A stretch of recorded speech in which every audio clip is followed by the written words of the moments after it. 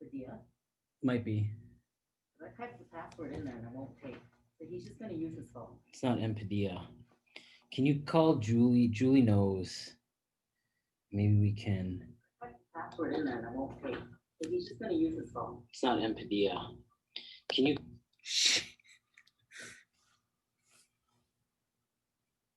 Okay.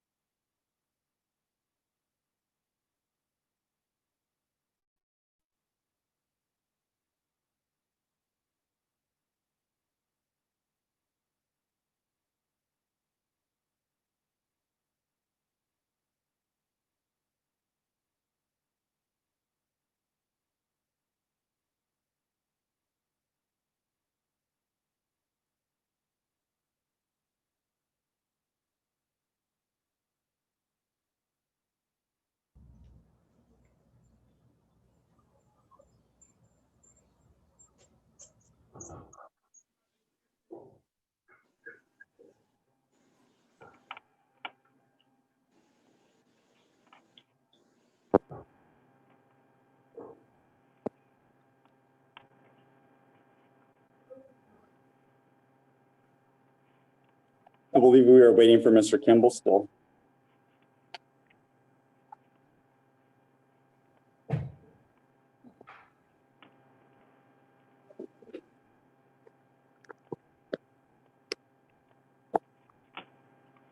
Hi, sorry, we're having some technical difficulties with the YouTube stream. We are now live and transmitting. Thank you. I don't see it live on my end, but now I see it. It popped up. Very well. We will continue then with our meetings. We are now at the successor agency to the San Fernando Redevelopment Agency meeting. We will begin by calling with a call to order and roll call. Ms. Fritz? You're on mute, I believe, or I can't hear you.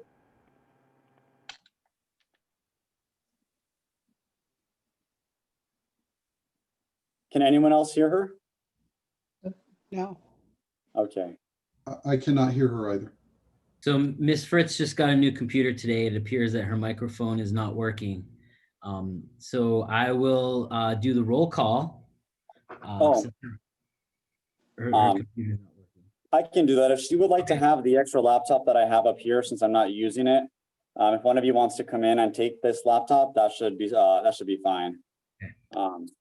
Having said that, we will continue then with roll call. This again is for the successor agency meeting, and Councilmember Mary Mendoza. Present. Councilmember Robert C. Gonzalez. Present. Councilmember Sylvia Ballin. Present. Vice Mayor Hector Pacheco. Presente here. And I am here. We have quorum. I will move to approve the agenda for the successor agency meeting. Do I have a second? Second. I will take roll call. Councilmember Mendoza. Yes. Councilmember Gonzalez. Yes. Councilmember Ballin. Yes. Vice Mayor Pacheco. Aye. And I am a yes. The motion carries. I have been advised that we do not have any public statements for the successor agency. And I will now move forward with the consent calendar, and we'll move to approve the consent calendar. Is there a second? Second. I will proceed with roll call. Councilmember Mendoza. Yes. Councilmember Gonzalez. Yes. Councilmember Ballin. Yes. Vice Mayor Pacheco. Aye. And I am a yes. The motion carries. Is there any agency discussion for the successor agency? I see none. Is there any staff communication, Mr. Kimball? None for the agency. Thank you. Therefore, I will move to adjourn. Do I have a second? Second. Councilmember Mendoza, Yes. Councilmember Gonzalez, Yes. Councilmember Ballin, Yes. Vice Chair Hector Pacheco, Yes. and I Chair Joel Fajardo. I'm a yes. I might have inadvertently said Vice Mayor earlier, but I did mean Vice Chair. Our successor agency meeting is hereby adjourned. It is now, let me check the time. It is now 6:28 p.m. and I'm hereby calling to order the regular San Fernando City Council meeting. Let's see if Ms. Fritz is set up. Not yet, but she will be here shortly. And I will continue once again with roll call. Councilmember Mendoza, Present. Councilmember Gonzalez, Present. Councilmember Ballin, Present. Vice Mayor Hector A. Pacheco. Present. Thank you. And I, Mayor Joel Fajardo, I'm also present. If we will all rise for the Pledge of Allegiance. Please place your right hand over your heart. Ready, begin. I pledge allegiance to the flag of the United States of The United America, States of America, and to the republic the republic for which it for which it stands, stands, one nation, one nation, under God, under God, indivisible, indivisible, with with liberty liberty and and justice for all. Thank you. We are now at the approval of the agenda. We will be switching the order of a couple of items later in the agenda. But there being no items to add or delete from the agenda, I will move to approve the agenda. Do we have a second? A second. Second by Vice Mayor Pacheco. I will continue with roll call. Councilmember Mendoza. You're on mute, Councilmember. Present. This is regarding the approval of the agenda. Oh, yes. Thank you. And Councilmember Gonzalez. Yes. Thank you. Councilmember Ballin, Yes. Vice Mayor Pacheco, Aye. and I am a yes. The motion carries. The quorum and order are printed in the agenda. Ms. Fritz, do we have any public statements for today's meeting? She is still getting her computer set up. Mr. Kimball, would you be able to read our public statements today? And Mr. Padilla will, or Mr. Kimball will be with us shortly. Let me open up the public statements that I have from the city. One moment.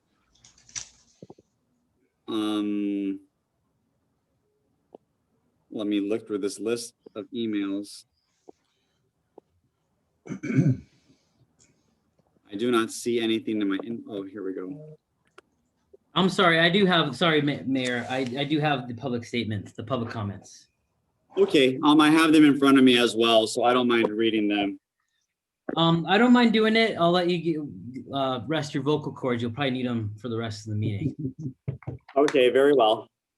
Okay, our first public comment is from Liana Stepanian, San Fernando Library Manager. She writes, San Fernando Library is pleased to announce 2 new services developed to assist those without computers, internet, or printers at home. A laptop and hotspot loan and printing pickup at all sidewalk service locations. The laptop and hotspot loan kit includes a Chromebook laptop and a wireless hotspot for internet connectivity. Kits can be picked up as a part of the library's contactless sidewalk service. Like all material, reserved for cardholders 18 and up. The kit can be borrowed for 3 weeks, just like a book, with the opportunity to renew up to 3 times if there are no holds. Like all materials borrowed via sidewalk service, laptop and hotspot loans will be quarantined for 96 hours after being returned to ensure customer and staff safety. The library is also adding a printing pickup service currently offering sidewalk service.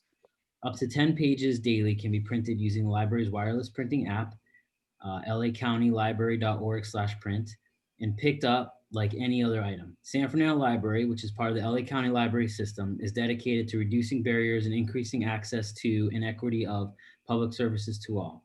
To learn more, visit lacountylibrary.org.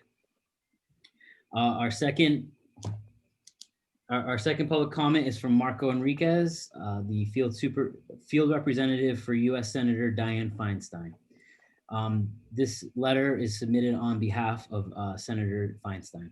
Dear Mayor Fajardo, I am writing to ask that the City of San Fernando support S4431, the Bipartisan Emergency Wildfire and Public Safety Act, a bill I introduced with my colleague, Senator Steve Daines of Montana, to help communities better prepare for and respond to wildfires.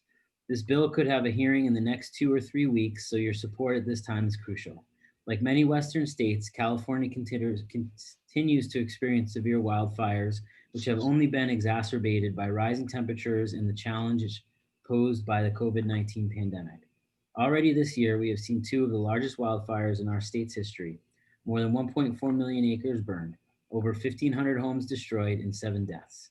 The Emergency Wildfire and Public Safety Act, S4431, would provide federal agencies with critical new tools to reduce hazardous fuels, protect communities, and support forestry jobs, biomass development, and smarter energy practices.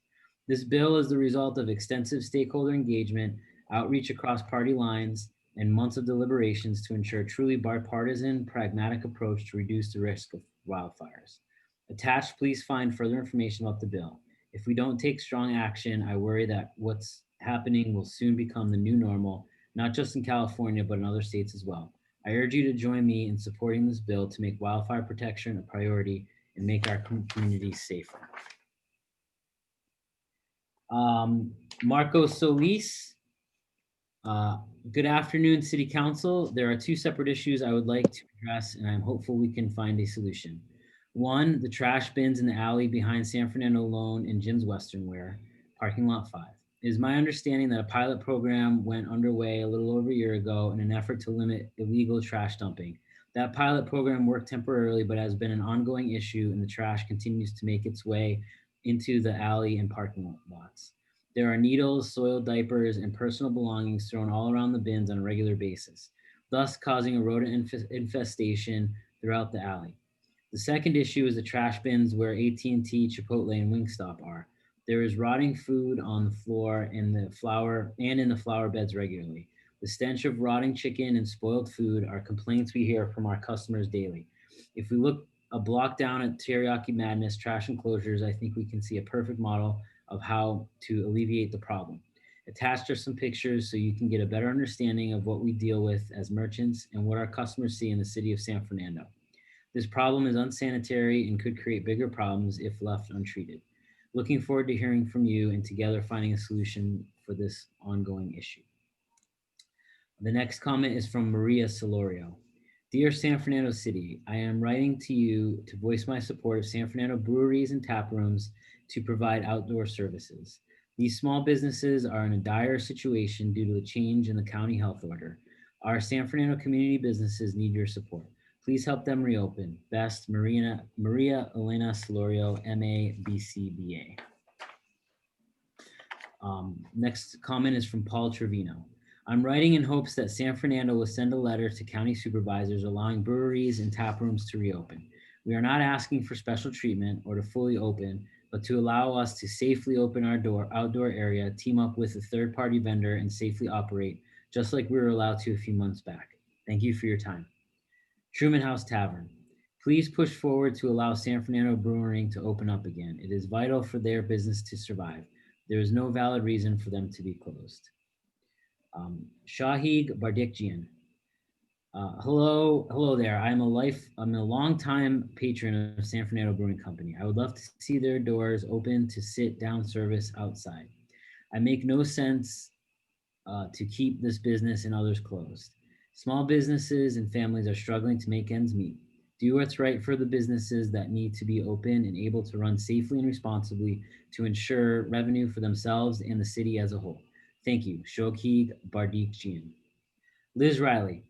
I'm writing to ask you to take another look at the mandatory closure of San Fernando Brewing Company. Keeping the brewery closed until LAUSD reopens makes no sense whatsoever. These are 2 entirely different entities as should be treated as such.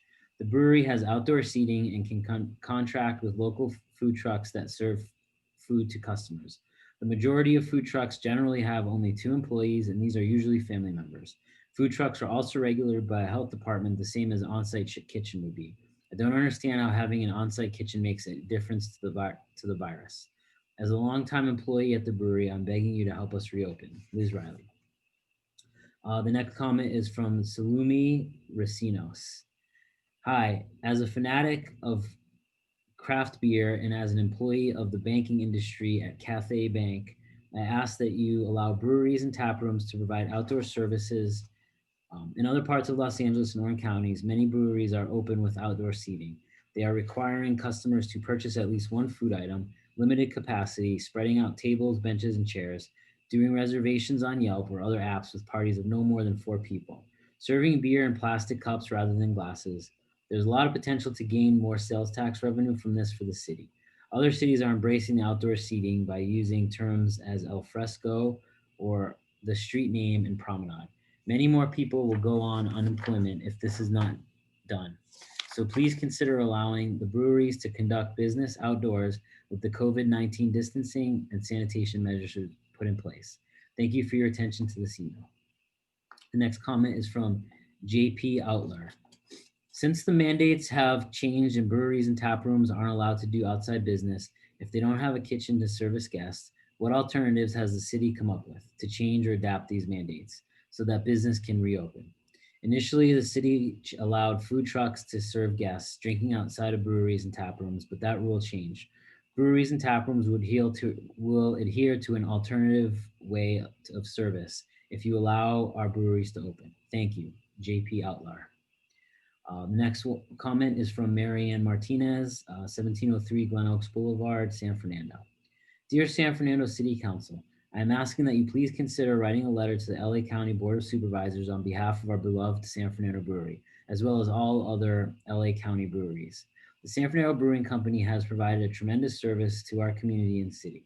The events that they held here have brought multiple generations together to enjoy art, music, craft beer, and delicious food from independent food vendors. In the 5 years that San Fernando Brewing Company has been around, many of the patrons, including myself, have established community connections and inclusiveness that was not present before. Regular customers like myself will tell you that it is a family affair. I believe it is our collective responsibility to help save the San Fernando Brewery and other independent LA County breweries with an outcry of support to LA County Board of Supervisors. I hope you will take the matter into consideration and help us save our beloved San Fernando Brewer Company. The next comment's from Christine Amiatiga. To whom it may concern, I would sincerely appreciate it if it would be reconsidered to fully reopen the San Fernando Brewery as long as it is in compliance with the CDC regulation to operate. This facility has an abundance of space to be able to operate for consumption with outdoor seating. Thank you for your time and efforts. Chris Amiatiga. Nora Appelian. To whom it may concern, I write this letter to ask the City of San Fernando to please reach out to LA County District Board of Supervisors to allow small business such as San Fernando Brewing Company to open safely for outdoor service. Back in June, the City of LA allowed breweries like this one to open safely, and as a frequent customer, they create a very safe environment to dine. This is a beloved business to the city, whose tax-paying dollars are probably greatly missed by your city, and it needs your help. Please advocate for them and plead with the City of LA to allow this business to open outdoors for safe service once again. Not only is the San Fernando Brewing Company threatened, but many breweries in all of Los Angeles are as well. Every brewery in the state of California that operates like this one is able to open safely outdoors and partner with a food vendor, but the City of Los Angeles has placed a mandate stating that breweries in this city cannot open without a kitchen. This is simply unfair and borderline unlawful. Breweries such as this one have always partnered with third-party food vendors to provide meals for their patrons, and this would be no different. As for the City of Los Angeles to blatantly separate them is seemingly unjust. I ask because as a single person, my voice is small, but collectively we can make a change and allow a small business that deserves to be open and for their taxes to be collected revenue to the City of San Fernando, deserves an opportunity to survive. Not only does this business being closed hurt the morale of the public, it threatens the closure of a beloved place and a daily tax revenue that is being taken directly from the city of San Fernando.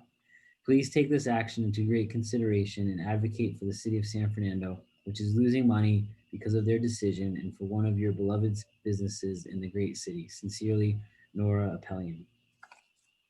Andy, a brewery that serves food, a restaurant that serves beer. What's the difference? Besides the fact that only one of these two can be open to the public.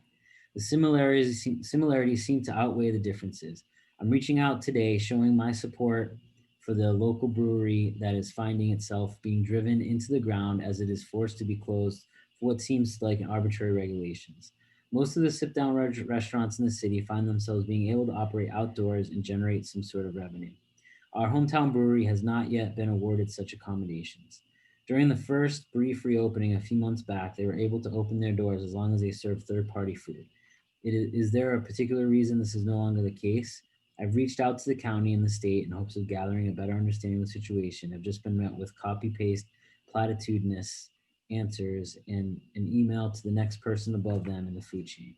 I hope the city will take these regulations into consideration and allow the local brewery a fighting chance at survival. Cheers, Andy Alonso. Alondro Cano.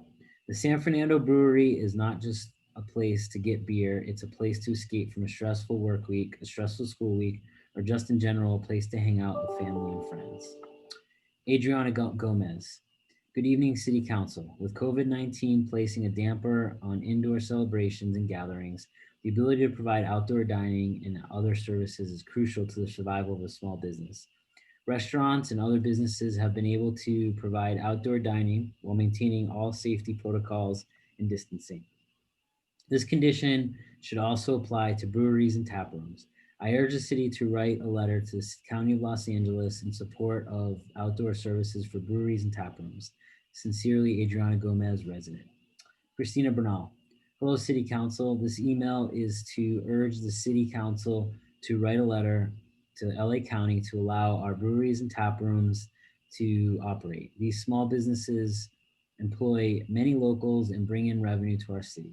Restaurants have the ability to serve outdoors, and they should too. Bring in a food truck if necessary, but they need a fighting chance. That's David Bernal, Christina Bernal, and Ricky Bernal, or Christina and Ricky Bernal. David Bernal, the last comment. Good evening, my name is David Bernal. I live at 702 4th Street. I'm writing this in regard to agenda item number 9. In the interest of helping out our small business community, it's time to allow San Fernando Brewing Company's tap room to operate outside in the same manner restaurants do. Not only has San Fernando Brewing been a great tenant whose owners go far and beyond to do things for our community, that business brings the community together in a manner that's very unique, so long as they can operate along the same guidelines as a restaurant. We should allow them to open up in that manner, observing social distancing and sanitation guidelines. Thank you, City Council and City staff for your consideration. And that ends all of the public comments that were received prior to 4 p.m. today. Thank you, much appreciated. We are now moving forward with the consent calendar. There are 3 items. Are there any items to pull? There being none, I will move to approve the consent calendar. Do I have a second? Second. Second by Ballot. Ms. Fritz, would you like to continue with roll call? I still see her on. Good evening. Good evening. Can you hear me? I have some feedback. Okay, you're echoing tremendously on my end. Does anyone else hear that, or is it just me? Okay, in that case, I will continue with taking roll call. Councilmember Mendoza. Present. This is regarding whether we are approving the consent calendar. Yes. Sorry. Councilmember Gonzalez. Yes. Councilmember Ballot. Yes. Vice Mayor Pacheco. Aye. And I am a yes. The motion carries to approve the consent calendar, which brings us to item number 4. This is to receive a presentation from the Los Angeles County Registrar Recorder, County Clerk regarding the upcoming November 3rd, 2020 general municipal election, and to provide related direction. Mr. Kimball, would you like to, okay, I see he stepped away. Ms. Fritz, are you available? No, okay. I'm gonna have Well, her sound isn't working, Mayor. I'm gonna have her come in and she'll sit in my seat and make the presentation. okay.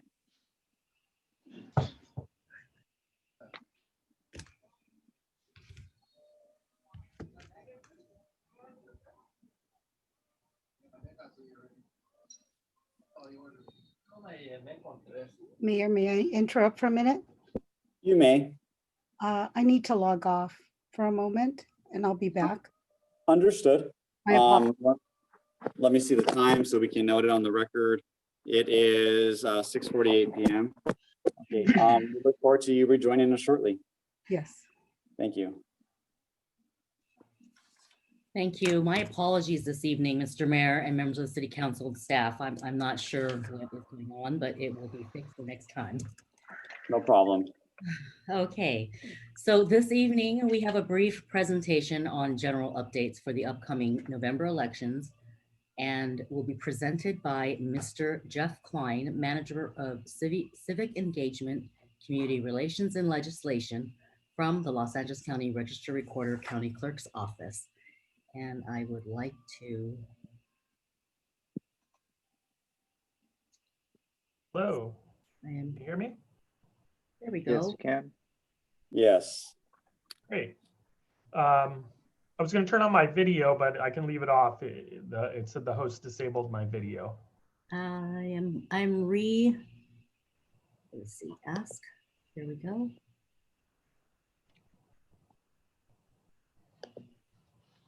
Mr. Klein, are you able to? There we go. Here we go. Thank you. Hello everyone. Thank you for having me tonight. Thank you to Mayor Fajardo and to the council for this invitation to present to your council tonight. So I'm going to run through all the an overview of the election. It'll have all the voting options and various facets of the election, including what we're doing to make sure in-person voting is safe should individuals decide to vote in person. And then I'm happy to answer any questions after the presentation. So I'll go ahead and do the share screen on my end. And that way I can, that be okay? Oh, I don't think I'm able to share it. Mr. Kimball, can you assist with that? I also forwarded the PowerPoint that if you want to run it on your end, I can just let you know when to advance it. But it might be easier if I could share it. Okay, let me walk over to his office. That might be a little easier. I apologize. No problem. I'll keep the video. Oh. Oh, there we go. I got it. Okay. All right. Oops. Does everyone see it? Yes, Jeff. All right, Yeah. great.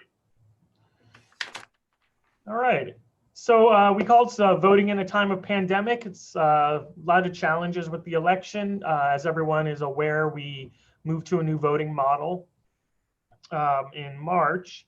And then the pandemic that we're all experiencing arrived, and we had to again pivot.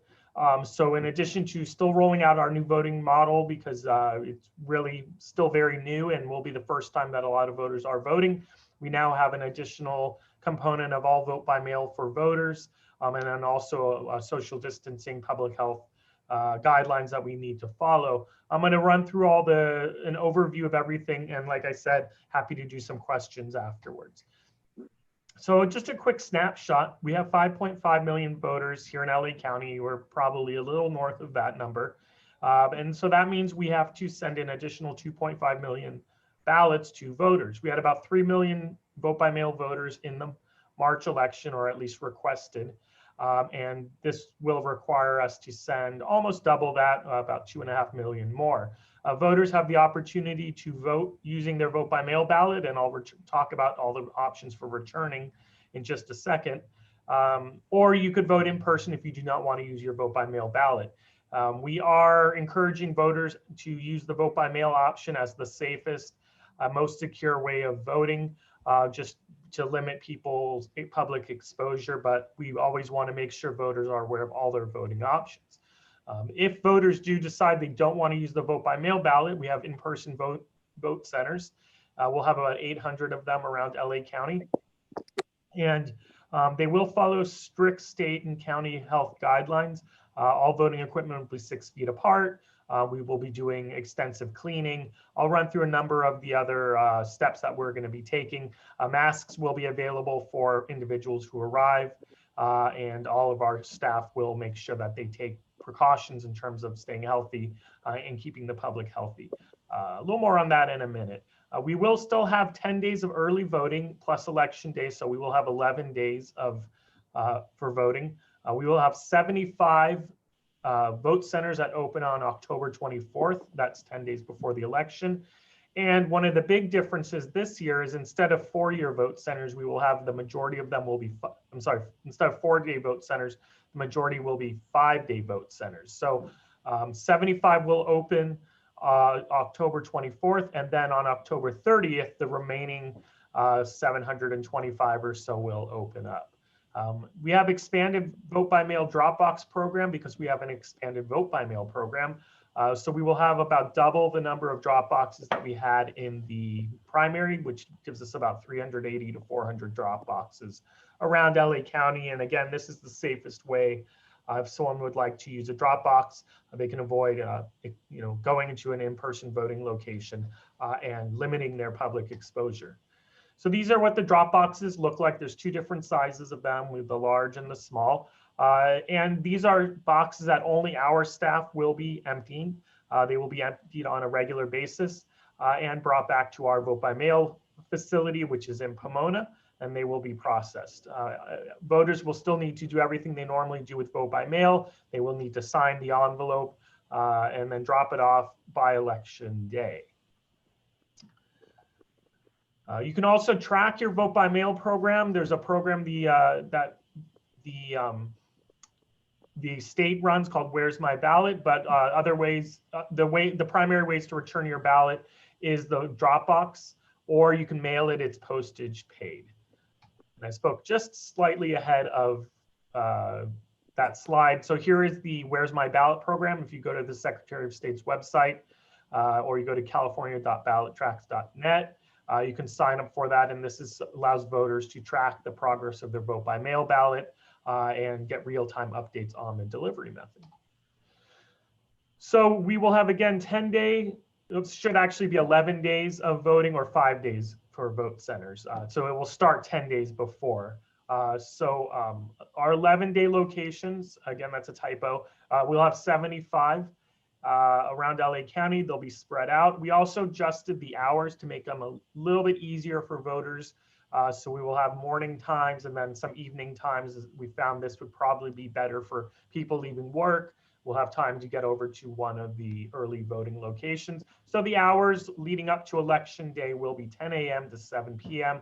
But of course, on election day, it will still be 7 a.m. to 8 p.m. We will have, so those 75 of those open on October 24th. The majority of them will open on October 30th, and that's 800 locations total. And they will be spread out throughout LA County. And again, as mentioned, the hours leading up to the election day. We will have the ballot marking device for all the in-person voting locations. And just to recap the ballot marking device, since we had just rolled this out in March, it is a paper ballot. It has no internet and no network connections, so they're fully secure standalone devices. It allows everyone, regardless of level of accessibility, to cast an independent and private voting experience. It's fully accessible. Individuals can even plug their own voting device into the ballot marking device, and it allows voters to adjust this text size or the contrast. So very customizable in how voters can interact with their ballot. One new feature is that we revisited the More button. As I think people are aware, there was some concern raised around that. So now for each contest that has 5 or more candidates, this sort of this black pop-up screen will come up, and it'll alert the voter that there's 5 or more candidates, and voters will have to read that, then hit the OK button to clear that. And so this will be before each contest that has 5 or more candidates. This was something that usability experts and design experts focused on right after the primary to improve how voters interact with the ballot and to create more awareness around the if you need to use the more button. Okay. We also will have the interactive sample ballot. This was actually a really popular feature in the primary. A lot of people mentioned it, that they used it as they were arriving to the vote center. They might have been waiting in line. They filled out their ballot on their phone, and when they got inside, it allowed them to streamline the voting experience so they didn't have to spend the time marking the selections. So again, you make your selections on your mobile device. You can also make selections on your home computer, and you generate this poll pass, which has a QR code. And in the third step there, you see scanning the poll pass and it pre-populates your ballot. If you maybe remember this from the primary, you still have the option to make changes. You can change everything. You can change a few of the contests. Maybe you filled this out way in advance and you decided you wanted to change who you were voting for. You can do that once you're at the ballot marking device. And then a little more on social distancing and public health guidelines. We want to ensure that the public is safe if they do show up and they decide they want to vote in person. So again, everyone will get a vote by mail ballot. However, you don't have to use it. You can show up in person and we'll cancel your vote by mail ballot. But everyone who shows up will need to wear a face covering at the vote center.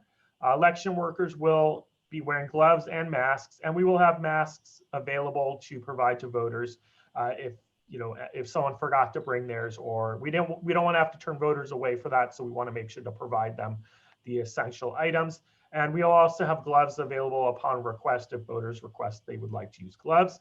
We will be sanitizing the ballot marking device after each use, and social distancing will be used for the ballot marking devices while we will place them 6 feet apart. You may have heard that we need a larger room in order to provide vote centers, and that is why, because we have to space out the ballot marking devices a bit more. And of course, if there is a line, we will mark off 6 feet so voters are spaced apart while standing in line. One point about this that you may not be aware of, we actually have run 3 elections since the March primary. They were special elections, and in all 3 of those elections, we use these public health guidelines. So we've tried them out, we've used them, we've refined them, and they worked out pretty well during those elections. A little bit of a timeline. On September 24th is when we will start mailing the sample ballot booklets out. One big change about the sample ballot booklets is that we will list 3 vote center locations that are close to the voter's registered address. So we will provide those locations on the sample ballot. That wasn't the case in the March primary. In the primary, we sent out a booklet which had all the vote centers listed. So for this election, we're sending that booklet, but we're also placing the 3 nearest vote centers to someone's registered address on that sample ballot booklet. So this is why we are quickly trying to wrap up all the vote centers and get everything secured away so we can get that information to our print vendor. So September 24th, that's when sample ballot booklets go out. October 5th, mark your calendars, that's when vote by mail ballots go out, and that's when vote by mail drop boxes will open. And it's also the first day of early voting here at the registrar's headquarters in Norwalk. The deadline to register to vote is October 19th. That's an important deadline. If you do want to get a ballot by mail, you need to be registered at least by October 19th. So anyone who hasn't registered yet, make sure they get that done in time. If you missed the registration deadline, you can still participate. You might remember in the primary, we had conditional voter registration. So anyone who's not registered can still vote, but they have to go in person to any of our vote centers. Again, those open starting October 24th. That's that first 75. And then the remaining 700 plus additional will open on October 30th. And then of course, election day is November 3rd.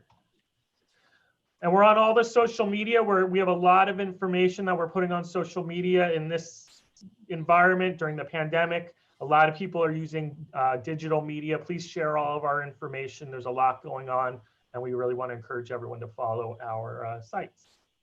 All right, so happy to do questions at this time. Thank you. We will go first to Councilmember Gonzalez. So you guys Thank saw you so much. the desktop.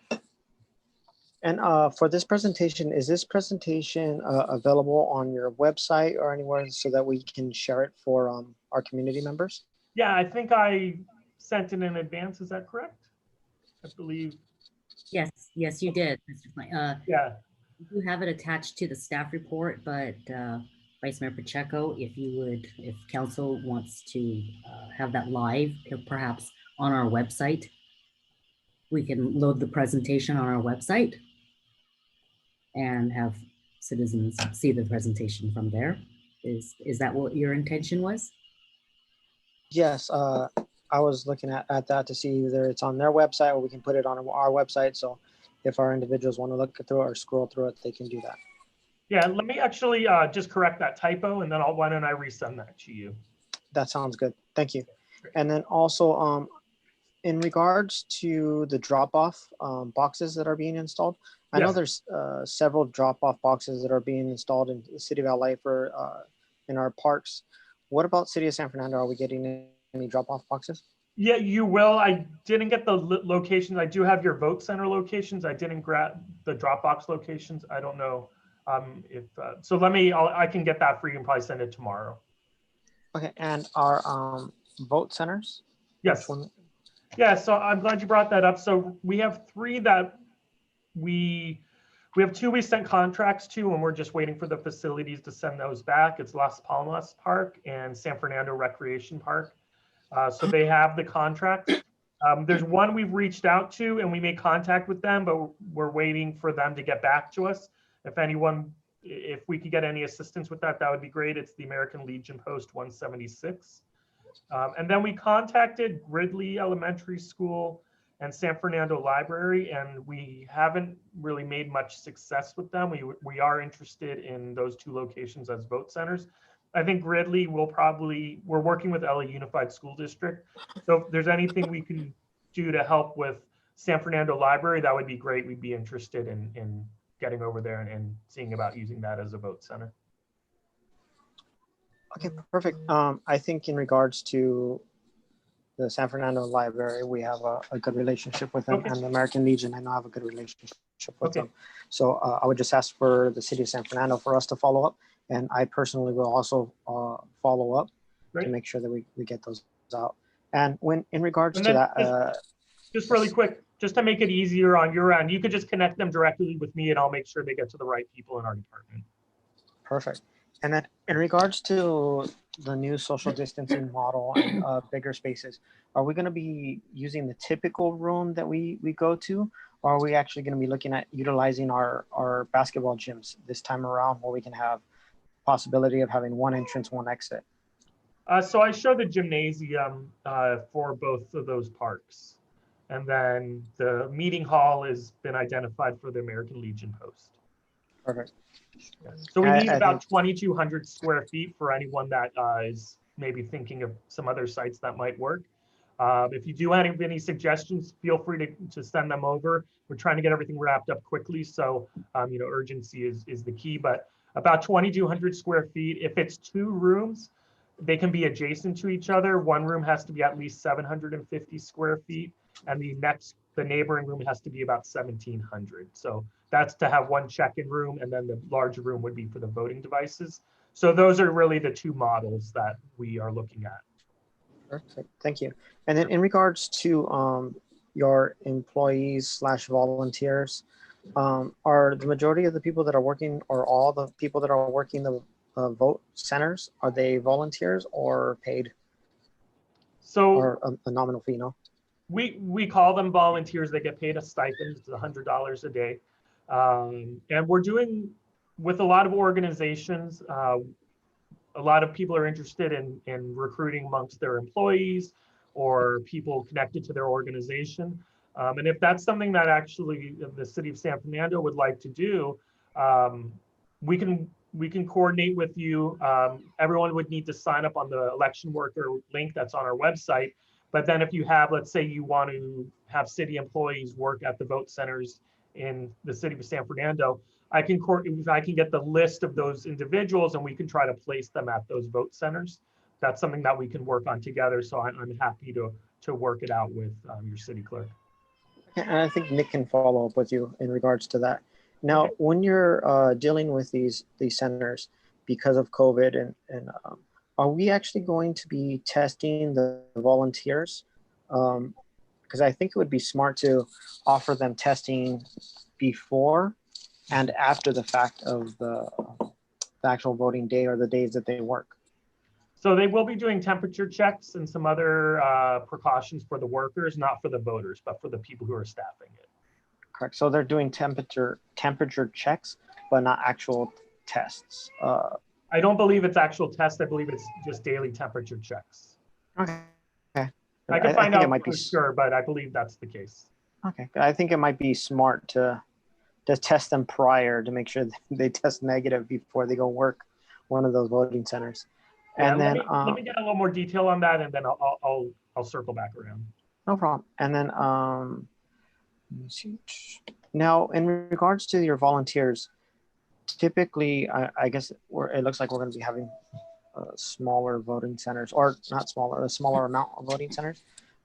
How are you with volunteers, or is a program like the City of San Fernando partnership, would that help out significantly or not? So, you know, we need a lot of individuals. We're going to still have pretty close to what we had. We had about 970 vote centers in March. So we have 800 this time, and it's not a huge. It is a reduction, but it's not a huge reduction when you think that everyone will also be getting a vote by mail ballot. So from that end, we still feel that that's going to be a pretty good number of vote centers. In terms of workers, we will need a lot of workers. And one thing that we're concerned with is, you know, we don't know what the environment's going to be like. We could get closer and maybe there's a spike and people get concerned and maybe they don't want to show up, they don't want to work. So we're trying to recruit as many people as possible to work the election. I don't think there's ever been an election where we've ever said, oh, we have enough people, we don't want you to recruit anymore. So we should keep spreading the word, and I can send you some information, some kind of talking points if you want to put out an email or something on social media. I'm happy to send that over to you. I just put an email together for the Dodgers today. They're helping to recruit election workers. So I'm happy to send that over. And if you guys want to take any piece of information from that and promote it, that would be great. Yeah, no, that would be great. And then also a couple more questions. Sure. With the boxes, how often are the boxes going to be picked up? Because the mail or the ballots be picked up. Are they going to be placed and then picked up once voting is supposed to be over? Is it going to be daily, every other day? So the first, and I don't have the specific dates, but I know the first period of the early voting, it will be every 72 hours. They'll be on a rotation. And then as we get closer, it'll be, I believe every 48 hours they will be picked up. So they're going to increase the rate of picking those up as we get closer to election day. Okay. And then if it's possible, I don't know if it's discussed, say you go to pick up a ballot box and there has been vandalism to the box and you're able to find out whose vote was vandalized, would we be reaching out, or would we making sure that it's still count? How would we make sure it's still counted? How are we going to go about that? So the box being vandalized shouldn't affect anyone's Or vote. the inside. Yeah. Are you saying maybe someone like put something in there and Exactly, yes. damage the envelopes where we can't read them? Correct. So we would follow our procedures where if a signature can't be read or it can't be matched or someone forgets to sign their envelope, we send letters out to those voters and we follow up on it. So we would take those steps in ensuring that we followed up with the voters. If anyone's envelope was, damaged to the point where we couldn't read and we couldn't verify the signature, we'll make contact with those voters. Okay. And then when you make contact with them, if say it's early enough in the voting process, would they be sent another ballot, or would they be able to go vote? What is it, probationary? Yeah. So so we're now it's getting into a little bit of a very specific hypothetical. Generally, when there's a damaged ballot, let's say you spill coffee on your ballot and it warps the ballot, and it's tan, and you can't really read some of the marks. We do a sort of a manual remake of those ballots. So we would do a manual remake of any ballot looking at the voter's intent. If it got to a point where we just couldn't read anything and it was, that's something that we'd have to really address on a case-by-case basis. But we have a whole process where if something gets damaged, we handle it in a certain specific way. Oh, thank you for that answer. And then I know City of San Fernando, and myself included, has been very concerned with voting, especially because the previous election I was on page 3 out of all the contestants. So I received several text messages or calls that they couldn't find me on the ballot. So I know this time I see the little pop-up window and you can actually scroll down, or well, I guess that was my question. So when you go down, is it a fluid scroll so you can see all the names? Or is it kind of like a next page where you push it and then you see 5 more names, and then you push it and then you see 5 more names? So I'd have to go back and look. I do know, let's say there's 6 total candidates, and so 4 appear at any one time. If you hit the next button, it'll show the last 2 so the first screen will be 1, 2, 3, 4, and then if there were 6 total and you hit more, it would be 3, 4, 5, 6 would show. So I don't know if it's fluid, like you see the scrolling, or if it just skips down to the next. I'd have to go back and look. I can't remember. Okay. Yeah, because it almost seemed like it was not fluid scroll. So if you have 10 candidates, Right. you could just fluid scroll through 10 candidates. Yeah. I would imagine that we should get there because everybody's used to their phones and everyone's used to their iPads, or you can just sit there and scroll. It's something that we're used to. Yeah. And we feel that the research done around the new pop-up is something that definitely will help alert people that there is that more button. So I agree with you 100%. Thank you for that. Thank you for all. Last question. Did you build those ships behind you? So a quick story about that. So when I first started here at the registrar in 2005, I started in election training. And so we trained the poll workers in Catalina. So every time I went to Catalina, I bought a different ship. So each one of those ships represents every election that I've trained the poll workers in Catalina on Avalon. Very nice. Thank you so much for all your answers. And I hope it wasn't too many questions, but thank you for being so thorough. Okay. Thank you. Thank you. Councilmember Ballin, followed by Pacheco.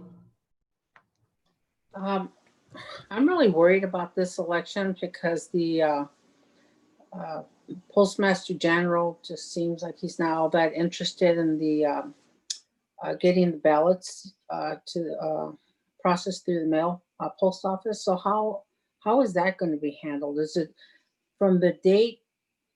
I'm not even so sure it's going to be stamped appropriately. How are you going to handle late ballots coming in?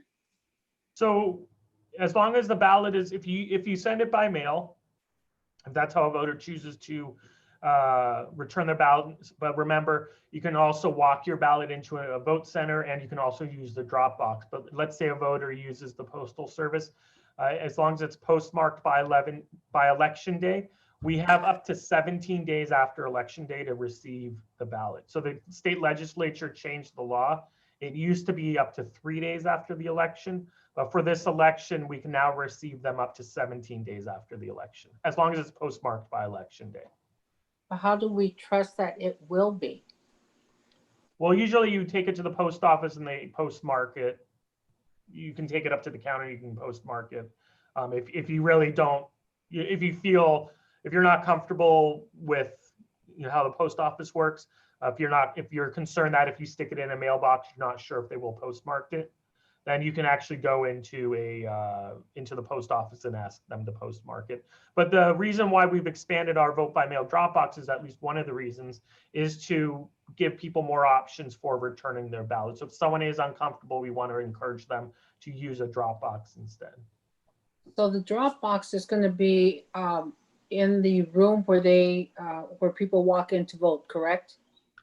No, that's the in-person voting location. So the drop Okay. box will be a sort of a freestanding drop box that's bolted to the sidewalk or wherever it's placed outside a facility, and then voters can go ahead and drop their ballot into that drop box. There will be some drop boxes actually inside like a lobby of a room, like maybe a city hall or something like that. But most of our drop boxes, or not most, a lot of our drop boxes will be sort of these 24-hour where you can go and you can drop your ballot off, or you can use it at a public facility where you can walk in and drop it off. Well, how do you determine where you're going to put those drop boxes at? So I can find out, I'll get the list of the ones for San Fernando, and then I can circle back around with that. We're strategically placing them around LA County. So, but I'll get you that list and then you'll be able to promote that. And Councilmember Ballin. Yes, Oh, can you hear me? Is the sound better? I hear you. Oh, okay. Yeah. I'm at Julia's computer now, so I didn't know. I fixed it though. Oh, you're testing. Okay. Yeah, I'm just gonna take Salex's their monthly fee because I just fixed Yeah, it. we hear you interrupted. Yeah. Yeah. Okay, so real quick, our drop boxes there's gonna be one at City Hall, right outside of City Council chambers, right on McNeil. So it'll be and they're a very distinct yellow, bright yellow. And the second one will be at Pioneer Park, right near, there's a concession stand at Pioneer Park. So the second one will be right next to there's a parking lot at Pioneer Park, and then the concession stand right adjacent to that. So that's where the second permanent vote by mail location is. So we just have two then. For the Yeah, permanent. I can double check to see if there's been any additions, but yeah, I'll check on that. But I want to know, how is it determined where the location for those drop boxes are? Sure. How was that Find that determined? out.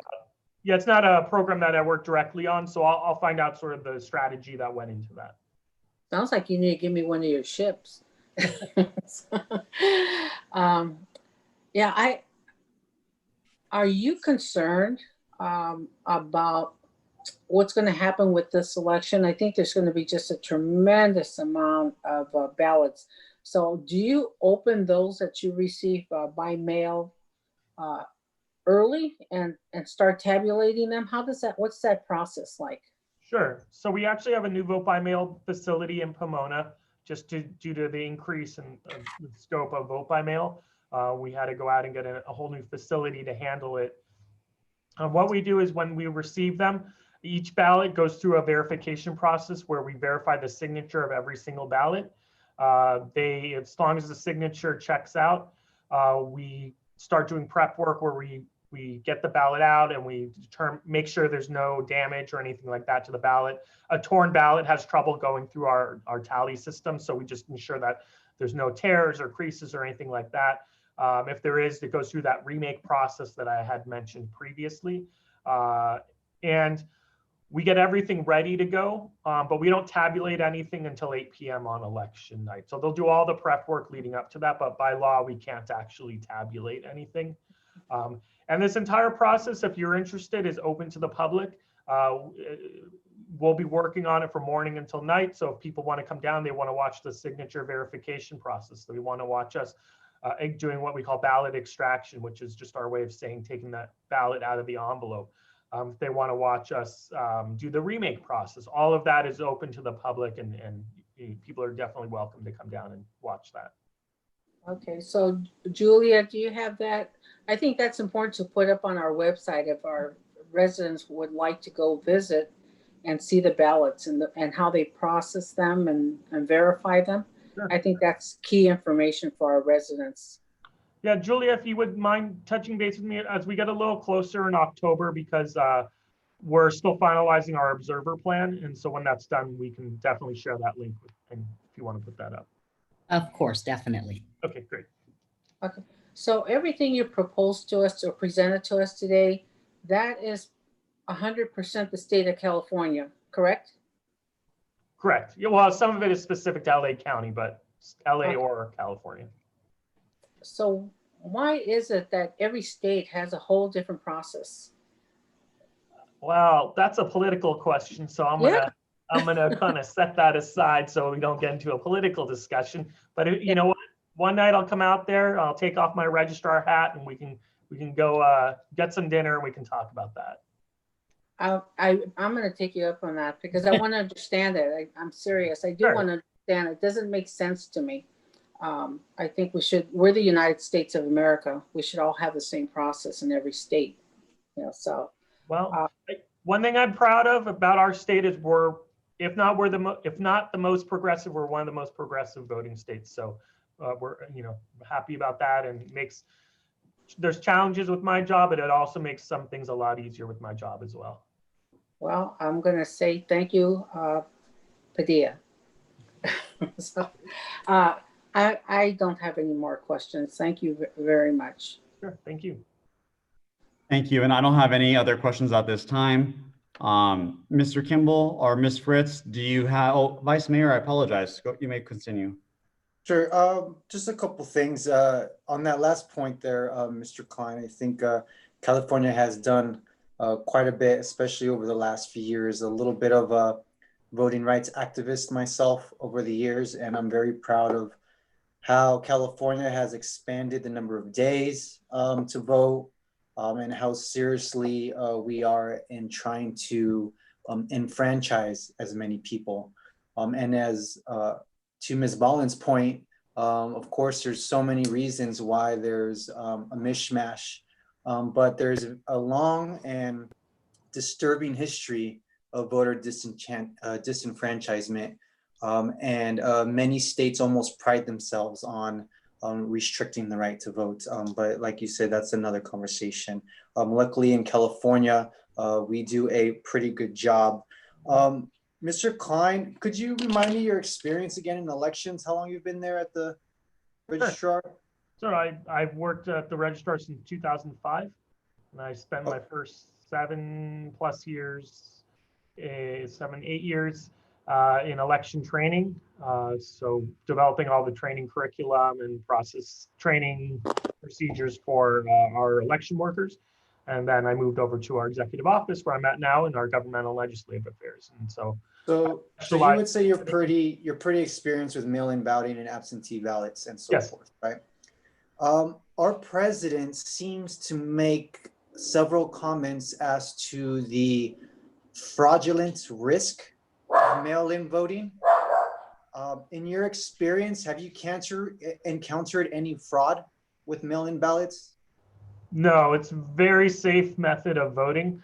And that's one of the reasons I always tell people you should come down and watch the process, because if you come down and you see the signature verification process, the amount of people working on it, it's not just one person making arbitrary decisions. There's a whole process, and it's very efficient, it's very secure, and it has to be for the volume of ballots. When you see that, you realize how airtight the voting system is. And while all the states are different in how they process elections and administer elections, with vote by mail and with absentee, the one thing to note is all states that I'm aware of, they check the signatures, and that's what really makes the process a very secure process, because they have to ensure that every single ballot is cast by the voter. So safe to say, after 15+ years, you haven't encountered any instances of mail-in fraud. Okay, that's very good to know. I think people want to feel reassured with all the messaging they're getting from other parts of the country. So hearing that is very welcome, so to speak. On the earlier points, as far as the post office and so forth, so the lack of these mail sorting machines or cutting overtime hours, etc., you don't, in your opinion, these aren't presenting any kind of especially, worrisome problems for us in this election? We're not concerned about it. It's in terms of how the election is administered and in counting the ballots, it's one of the reasons California did extend the timeline in which registrars can get the ballots. As I mentioned, it's now up to 17 days after the election. So even if there's a little bit of a delay, as long as you mail it on election day, there's more than 2 weeks for us to receive the ballot, should be fine. And the other thing to note which a lot of people are not aware of. County registrars throughout the state have constant, and actually Secretary of State Padilla's office, they facilitate many of these conversations with the regional postal service carriers, and they coordinate with them. We are ensured that election materials get high priority, high preference treatment in order to make sure that the material is delivered. That's not just vote by mail ballots, that's also sample ballots. So official election material is something they put a very high premium on in terms of delivery. So we feel confident with the Postal Service, but people have multiple options depending on what they're comfortable. Yeah, so dropping it off in one of these ballot stations, dropping it off at a voting location, dropping it off personally to the post office, you know, and of course mailing in person over a 10-day, right? Okay. Could you explain a little bit about the Where's My Ballot tool? This was something that I was pretty excited about, and I think it's a layer of security that people might find. I'm sorry? Yeah, people might find it especially encouraging during this election.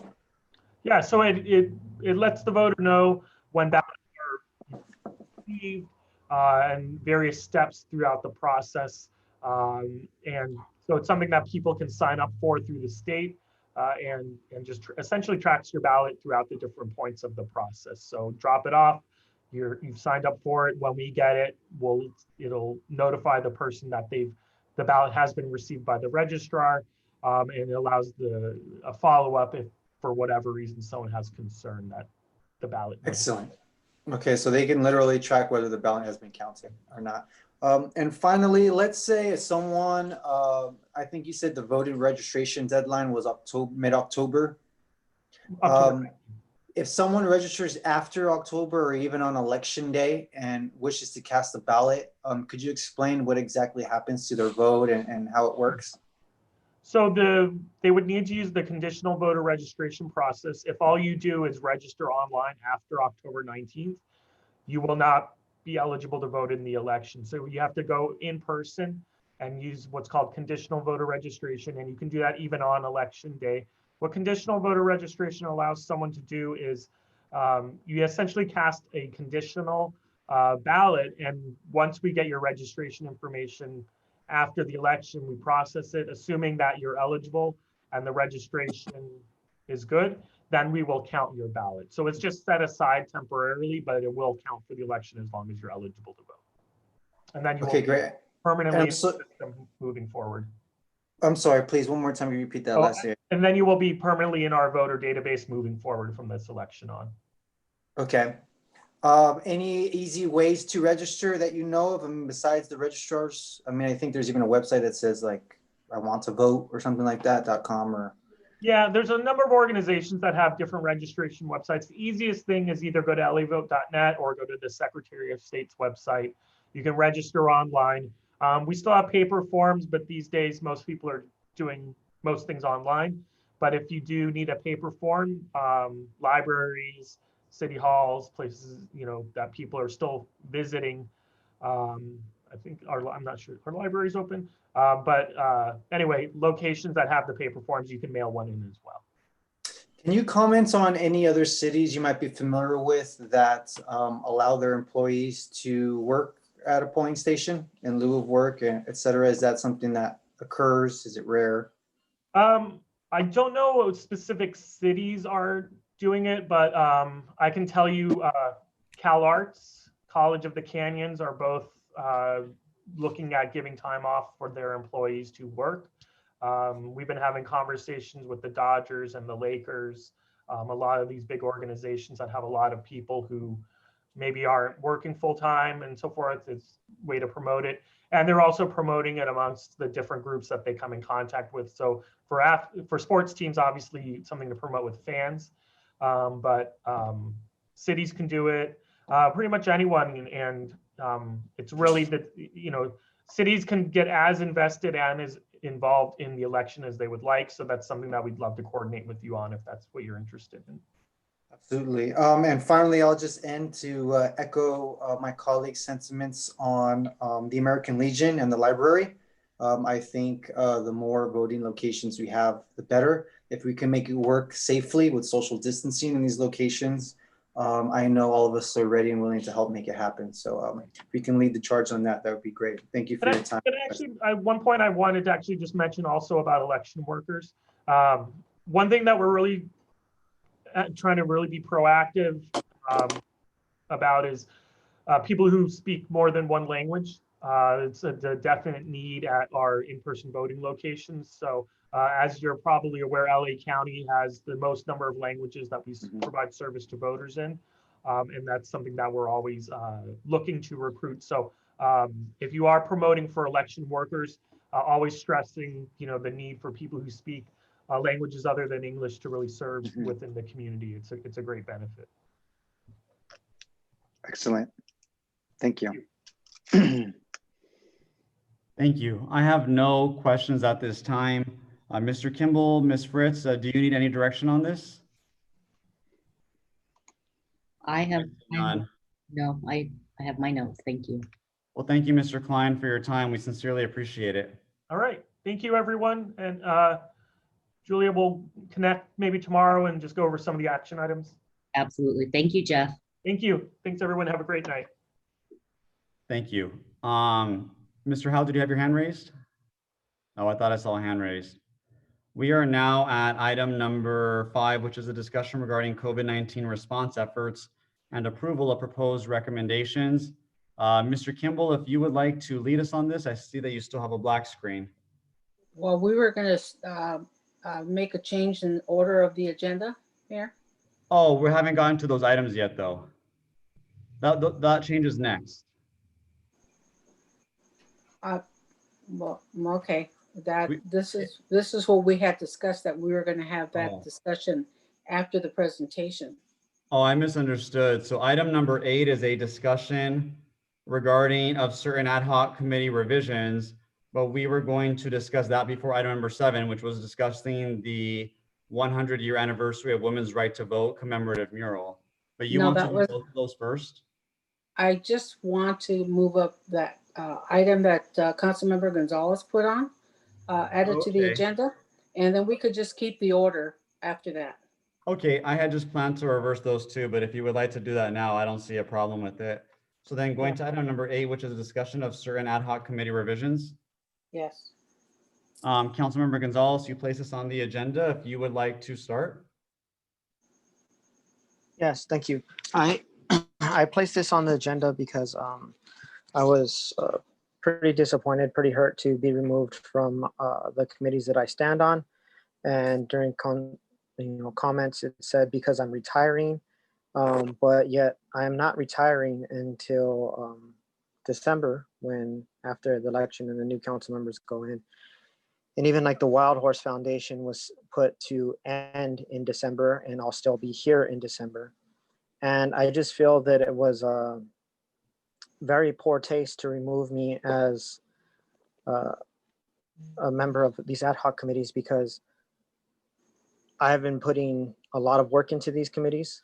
I am still a voting member of City Council, and I never had any discussion with anybody else about wanting to be removed from these committees.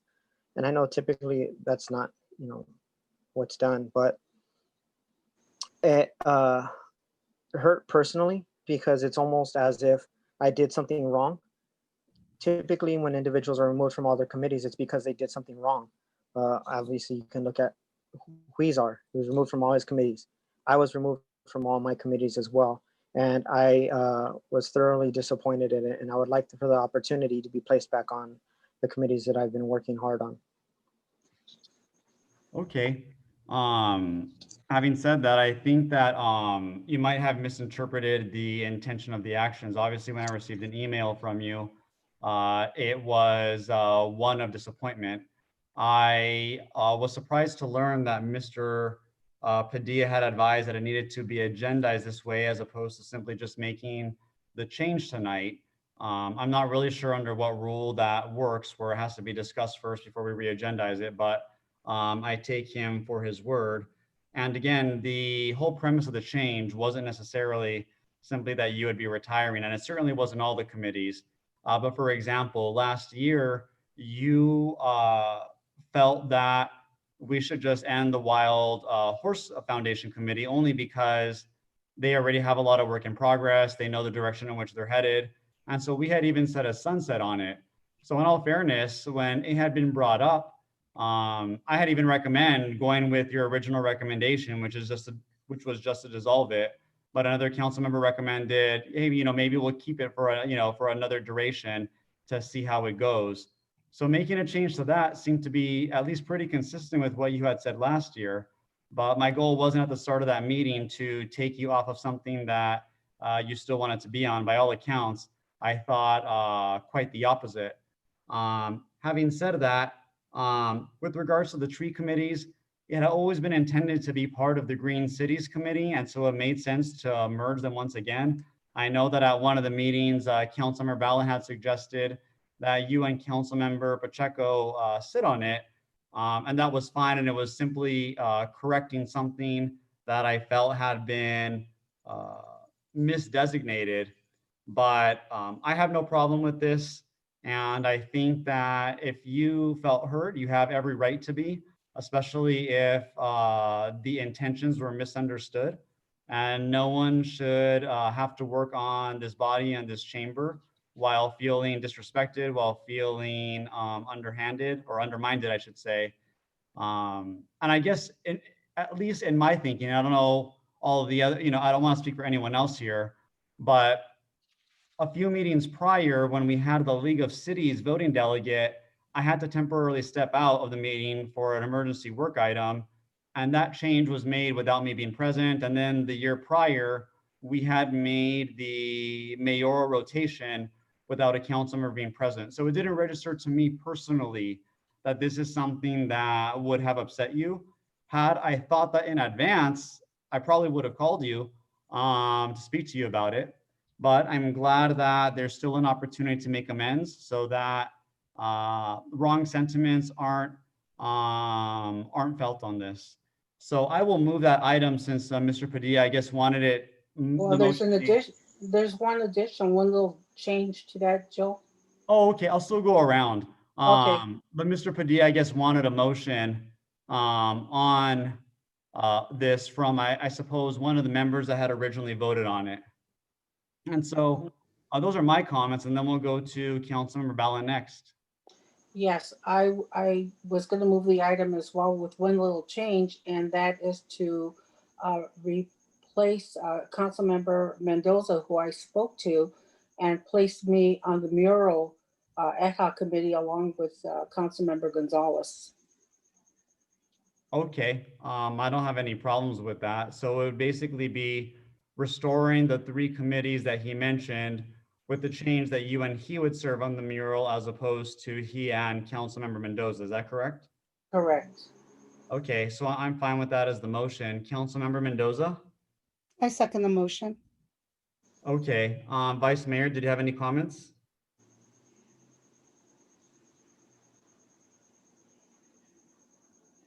We can't hear you. You're on mute, unfortunately. I was under the impression that these changes actually had to be, approved or verified by Councilmember Gonzalez. It wouldn't make any sense that we would yank somebody off an ad hoc committee without hearing from them. So I'm glad this got brought back up. And moving forward, I do think it's important if we're making changes to ad hocs for the people that are being, added or removed to at least be, present or have a letter or something signifying their desires. Otherwise, yeah, this is, seems like an unforced error here. So I'm happy to support reversing these changes. Thank you. Councilmember Gonzalez, do you have anything else to add before we go to a vote? No, thank you for the support. Okay, so the motion was made and seconded. And Ms. Fritz, is your audio working again? Testing. Yes, it is. So now that your audio is sufficiently working, if you would like to conduct roll call. And before, Yes, sorry, before we do that, I just want to make sure that we're clear because there's only one that's a little muddy. So on the Wild Horse Foundation, it would be restored to Councilmember Gonzalez and Mayor Fajardo on the Wild Horse Foundation. And then on the mural program, as was proposed by Councilmember Ballin, the motion would be that the mural program, the mural ad hoc would be Councilmember Gonzalez and Councilmember Ballin. On the green cities and the trees, those were two different ad hocs that got restored. But yeah, they were unified, but I guess we're going to re-bifurcate them.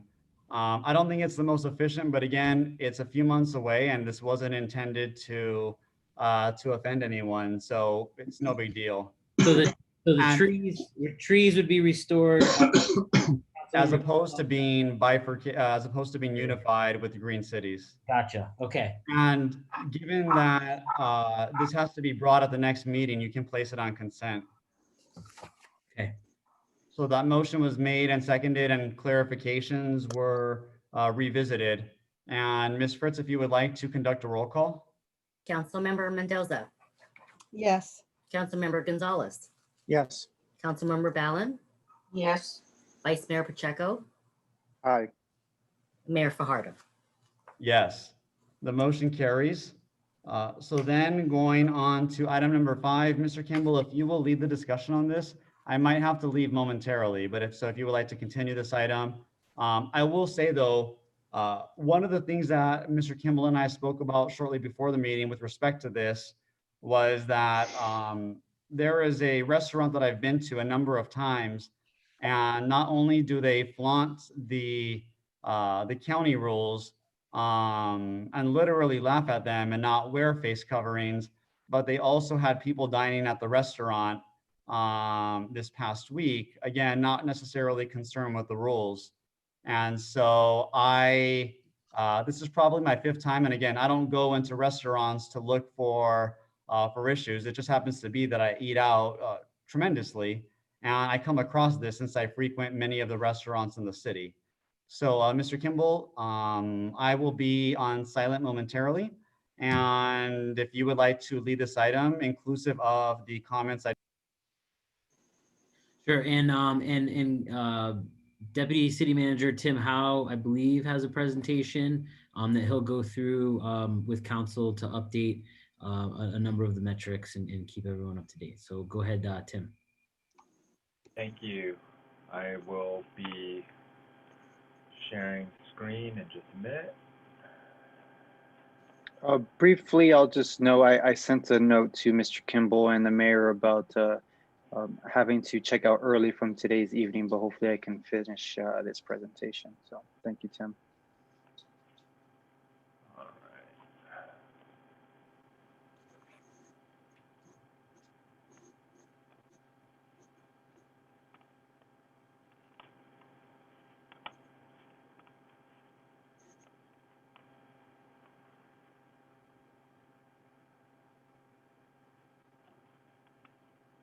Just so you'll know, I'll be on standby as well.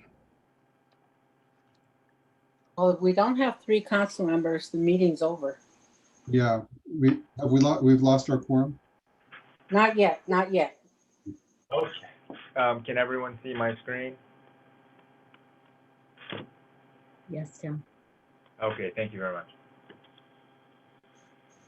All right, so we've updated this information as of this month. This is how the statistics look overall, the big picture numbers. Los Angeles County, almost 250,000 cases, over 6,000 deaths.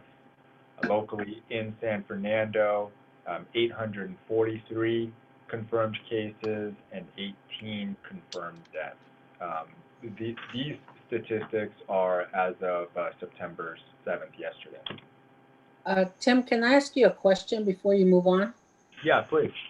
Yeah, on the 18 deaths, do we know if they had pre-existing conditions? Do we know the age groups that we're talking about? I don't have that information readily available. The question about pre-existing health issues, I have not seen that information, but I can see if that exists at the city level. Okay, thank you.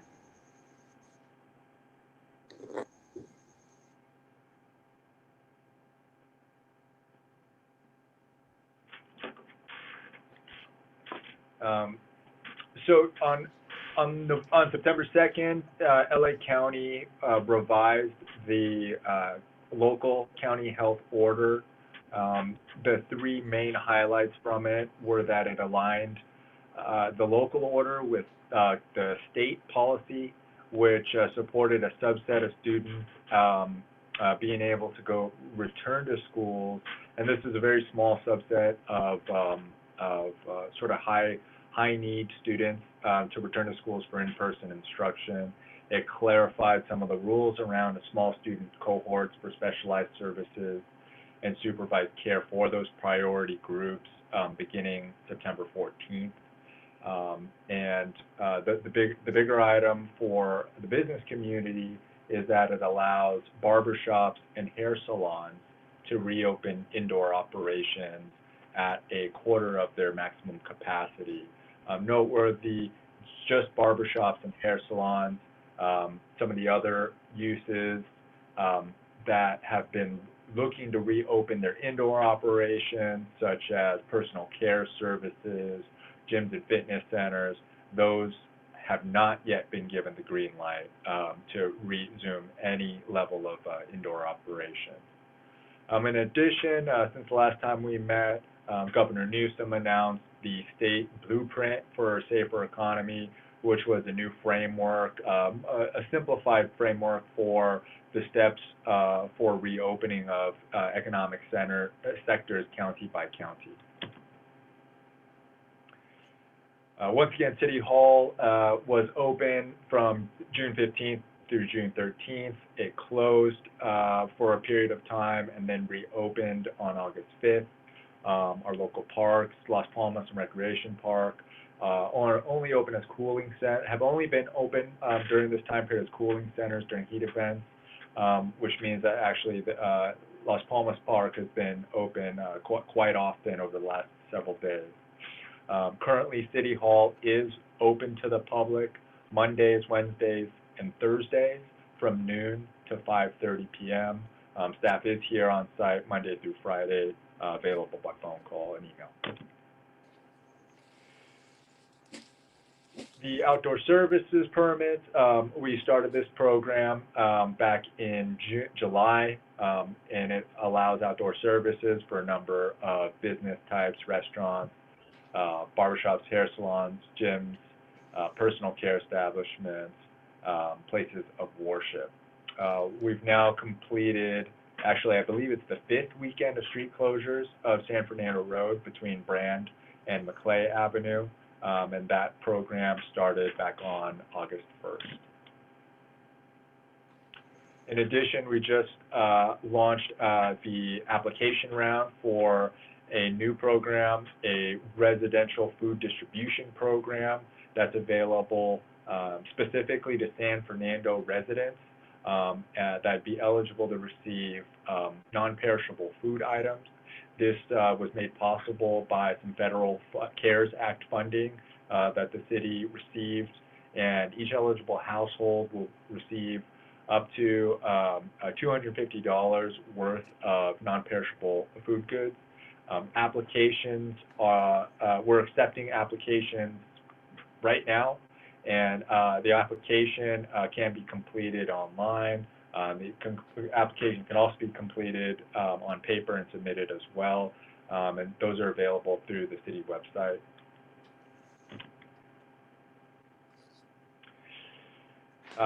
Just as a refresher, the council took action. The council recommended additional operating requirements for San Fernando swap meet, which was approved last month.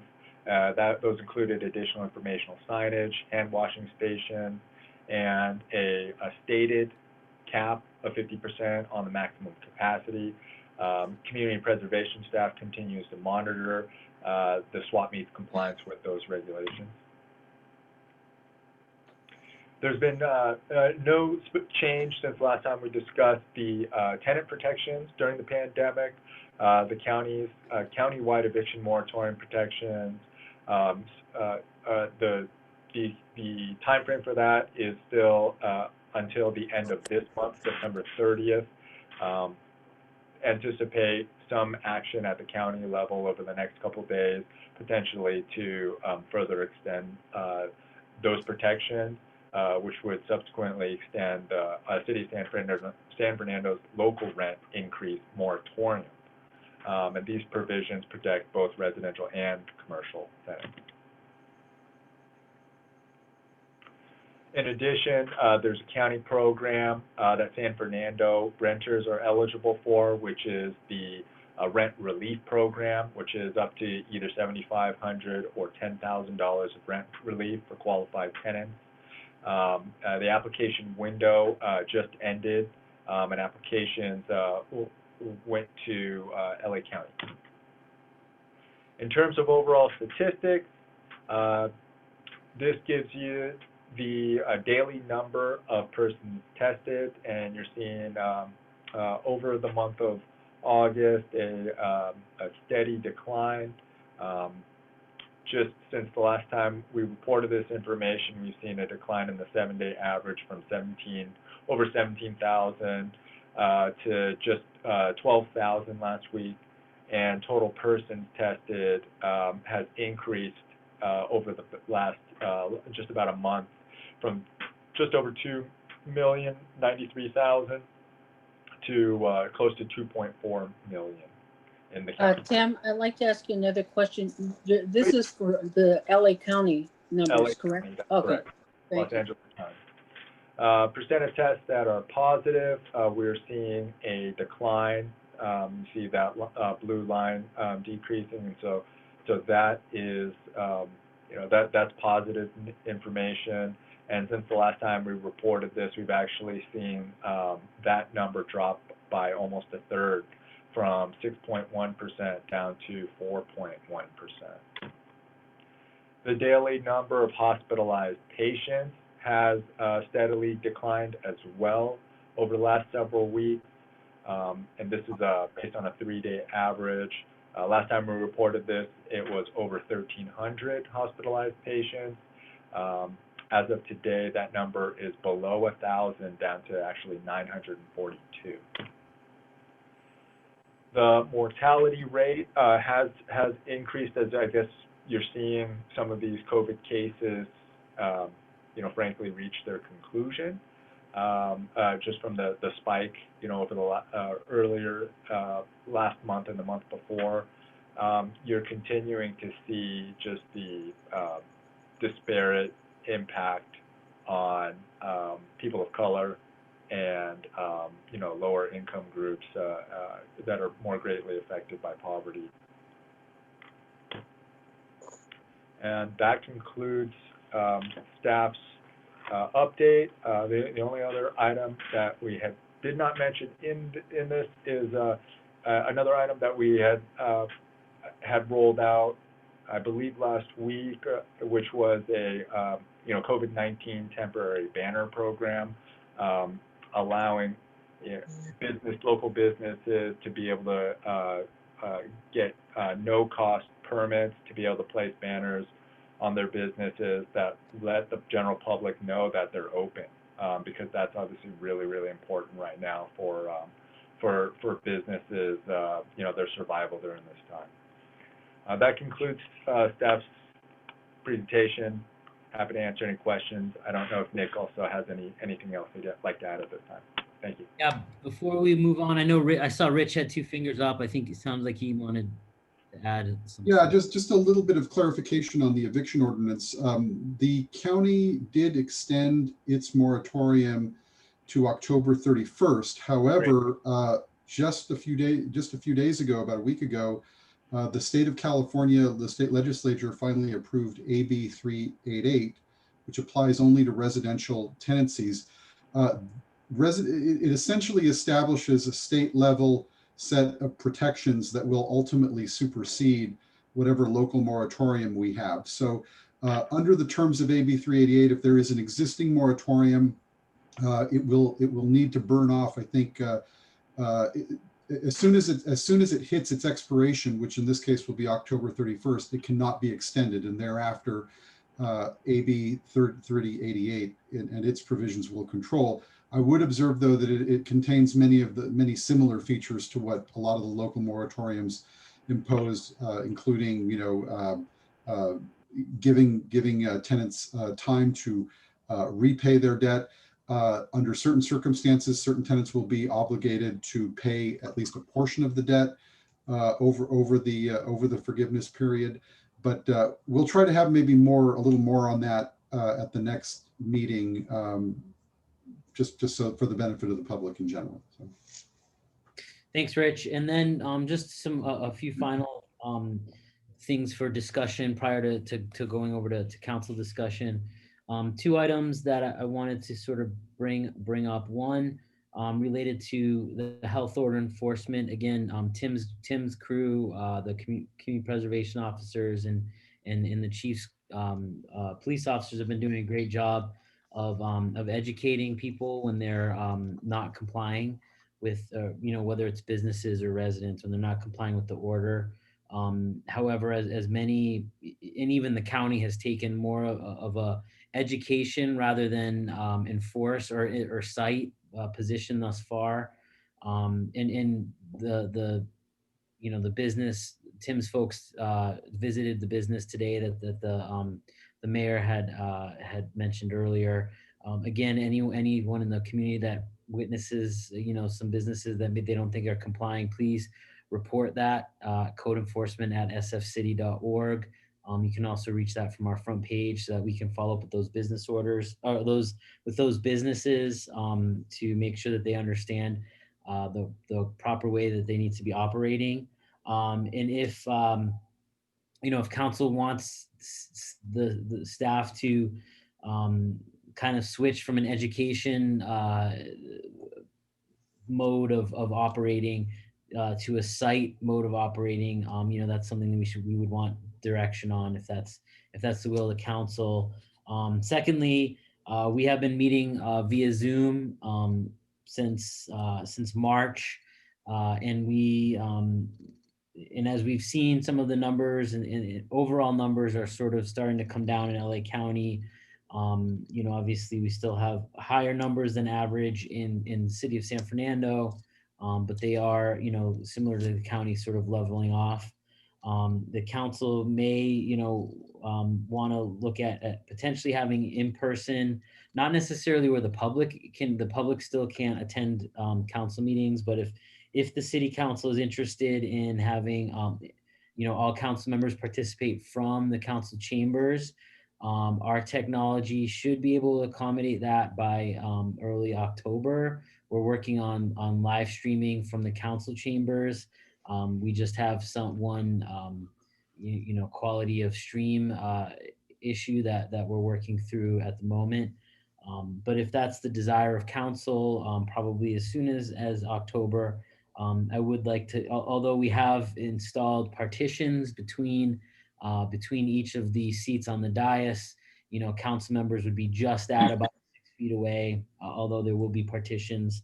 If any, council members would like me to take pictures or would like to see the setup in the council chambers, I can definitely forward that over if there is a desire to have council members participate in person. That being said, because of technology limitations, we need to either all be at the council chambers streaming through our town hall stream system, or continue the Zoom, for the foreseeable future.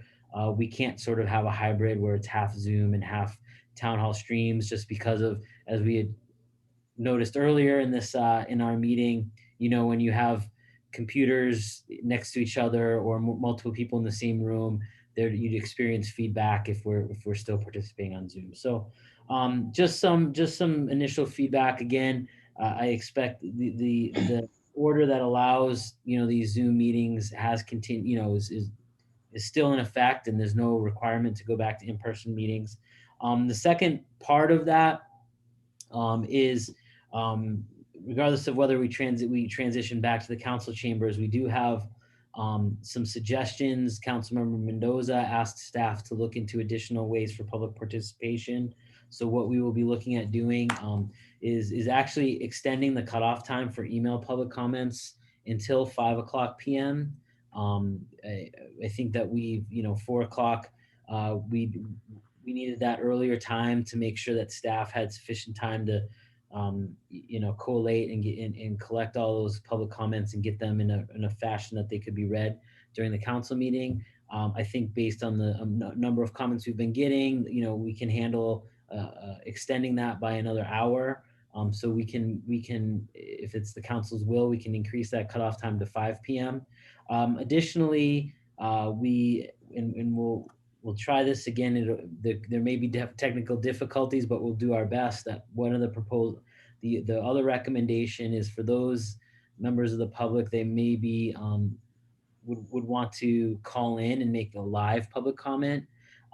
We can open a call-in number. We can provide a call-in number on the next agenda and accept calls between 5 p.m. So once the email window closes up until about 6:15 p.m., which is about when we start public comment on the agenda. The people that want to make public comment would be able to call in. The city clerk's office would staff that phone and they'll get the person's number, phone number, contact number. And then when we get to that part of the agenda, we would call that person's number and then ask them to make a statement via their phone. Now, that being said, what we'll probably have to do is, we'll call them and have them on speakerphone. So they'll be speaking on the phone through the speaker of a staff member. So we'll do our best to make sure that it's to try and mic it up or have it as clear as possible with regards to the audio. There may be some, it's not perfect and we'll have to work on that. But I think those are two ways that we can relatively easily increase sort of public participation and allow people to make live comments if they so desire. So those are, I think those are all of the updates that staff has for tonight, and looking forward to any direction that council may have. Thanks, Nick. It looks like the mayor is still away, but I would like to briefly ask Chief Viro if you're available, Chief, just to comment on our essential workers, check in with the police officers, see how you guys are doing in the COVID response, and kind of just maybe update us on the morale and how you guys are doing. Yes, good evening. I think everybody's doing pretty well at the PD, our sworn officers and our professional staff. Of course, like everybody else, they love to, go out and do different things on their off time. But I think morale is good at this point. Hopefully things will continue to open up as time goes on. But as on the enforcement side of it, as Mr. Kimball had indicated, we've all done a good job of educating the public and the businesses on what they can and cannot do. So I think we're at a good place at this point in time. And Chief, maybe you can let the council know about how you're using reserve officers to kind of reinstate the Little Park program on the weekends to assist with education. Yes. So about probably last month, we instituted the park program only for on the weekend, or the park patrol program on the weekends, as our reserve officers are available. The earliest will start is 11 o'clock in the morning. The latest will stay till 7 o'clock at night. Try to, patrol the parks and make sure everybody's in compliance of the order of not being in the baseball diamond areas, playing in the sports where they're not supposed to be, other than what's allowed through the health order. So far, it's been good when the officers go out there. We're trying to increase our patrol there. We're trying to make sure our reserve staff is able to be there on both Saturday and Sundays, but it's been a little difficult lately with their personal jobs or full-time jobs, and plus on vacations and stuff. So we're doing our best on that, but it seems to be productive at this point, and everybody's being very cooperative.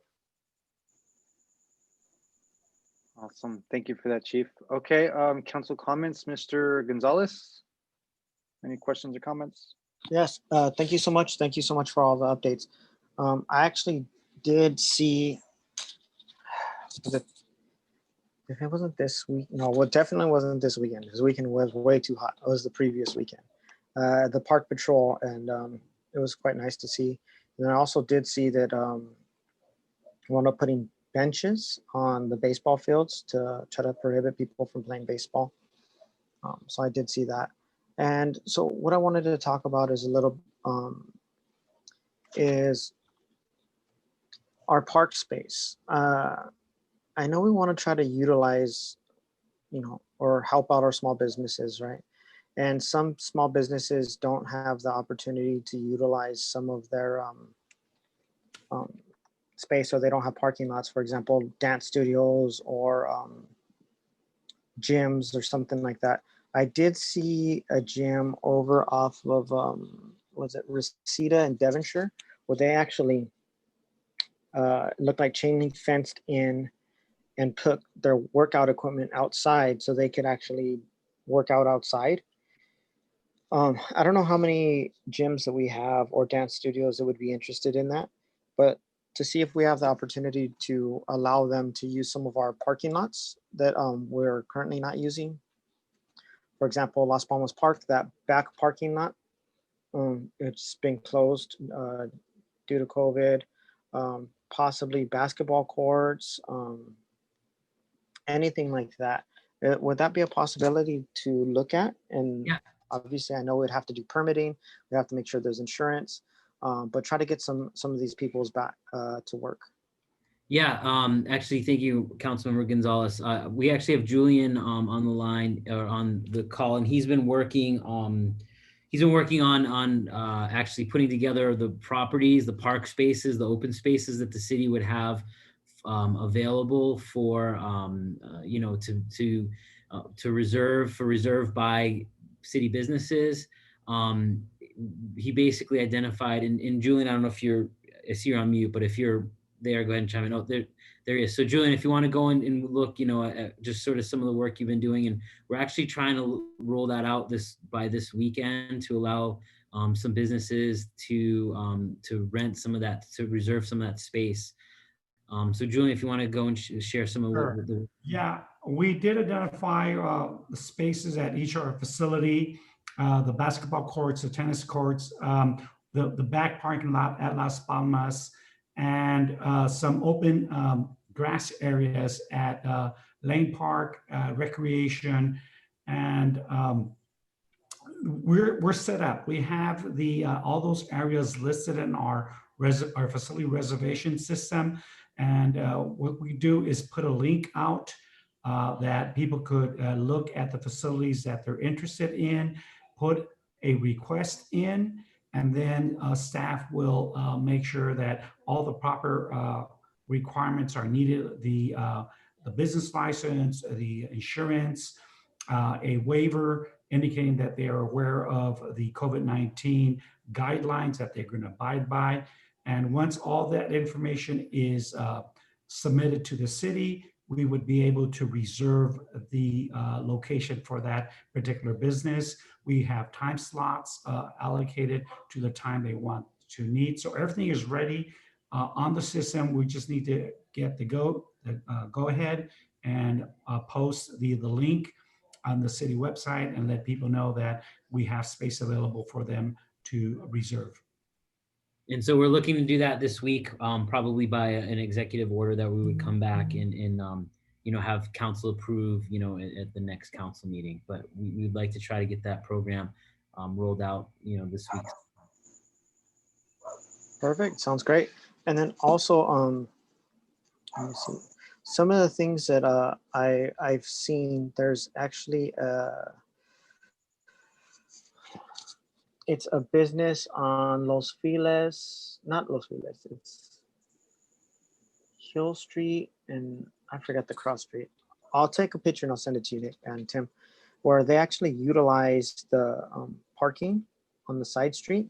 So instead of having the metered parking, they actually put really big flower pots with flowers in it. And then they bike fenced it off, and they built a structure for outdoor dining.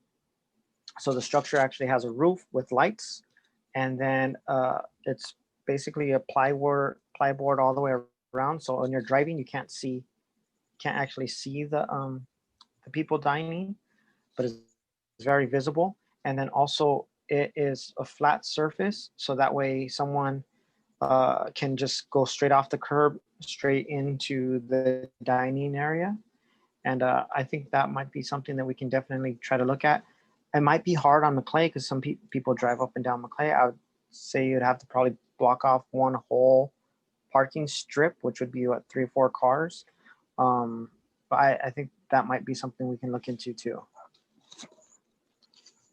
Yeah, so and we'll continue to look at that. I mean, I think for the most part, staff's been somewhat hesitant of putting pedestrians in sort of vehicle traffic. So we've been trying to kind of get the low hanging fruit and along wherever there's a parking lot, really allowing people to expand there. We are actually working to look at additional like loading zones in certain areas that we may want to be able to run those programs. So we're kind of evaluating all those different opportunities as they come to us, understanding that you know, we want to really help our small businesses, but you know, priority number one is really making sure that we protect pedestrians, and we just want to make sure that we kind of balance we don't want to put people in harm's way. And it sounds like something like that might be, you know, is a little bit more of a semi-permanent structure, but we'll continue to kind of evaluate those opportunities. I definitely agree. And I guess forgive me for not stating that the actual street that the parking is on is more like, say, 2nd Street next to Magali's. So it's something like that where it's actually manageable. It's not a McClay Street. It's not a 4th Street. It's nothing like that. So I think it could be manageable, say there, or even like you said, loading zones in the mall. But definitely would have to talk to the mall and get support. Ideas like that, but 100% agree. Like we're definitely not going to see that on like San Fernando Road or on La Truman or on Glen Oaks, something like that. So sorry for leaving that out. And then also one of the things that we've been working with, or I've been working with in the City of LA, is utilizing our parks for alternative learning sites, is what they're called. City of LA is calling them. And what they've been doing is we set up a alternative learning site in our gyms where we actually split off half of the basketball gym. So we have the younger kids on one side and we have the older kids on one side. I believe it's, I forget the age range. I think it's from like 5 to 13, something like that. I forget the age range. And every child has their own table.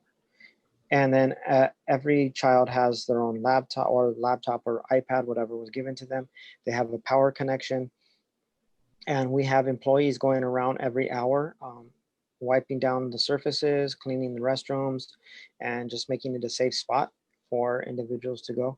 And I think that might be something that we can potentially look at. I know health and safety is extremely important. So that's why I think it's essential that if we do something like this or look into this, we do need our employees to be able to sanitize the restrooms, for example, every hour. Also, because it's been so hot lately, I think it's a great opportunity to be able to get our kids into a cool space, because not all of our kids have the same opportunity to air conditioning in homes. Not all parents can afford the childcare that's being provided. So it could be potentially a good program that we look at. Some sites in the City of LA are free and other sites actually do have to pay. I believe it's $100 a month. So I can send pictures of mock-ups of what it looks like, but I think it should be something we can consider. Thank you. And then, okay, yes. you. Did someone say something? I said you may continue. I apologize. I thought that you did your remarks. And then also, we're talking, I know they're talking about the possibility of making a phone call in to have live phone call. And I don't know why we didn't think of this, or I didn't think of this before, but the possibility of just having a voice message system. I know that's what they did when we did the air flight, or actually called in, left a message, and then they played it later for public comment, to maybe set up a voicemail system where the public can call in to leave their comments, and maybe it's the same timeline, or maybe it's the day of, or whatever it may be. That could be a possibility to look at as well. And that concludes my comments. Thank you. Thank you. Are there any other comments from the council? Yes. I have a couple of comments. Nick, I know this is not up to us, it's up to the county, but I do agree with all the public comments made as far as the brewery. They have a nice area outside. They could easily serve food outside. So what do we need to do to make it happen?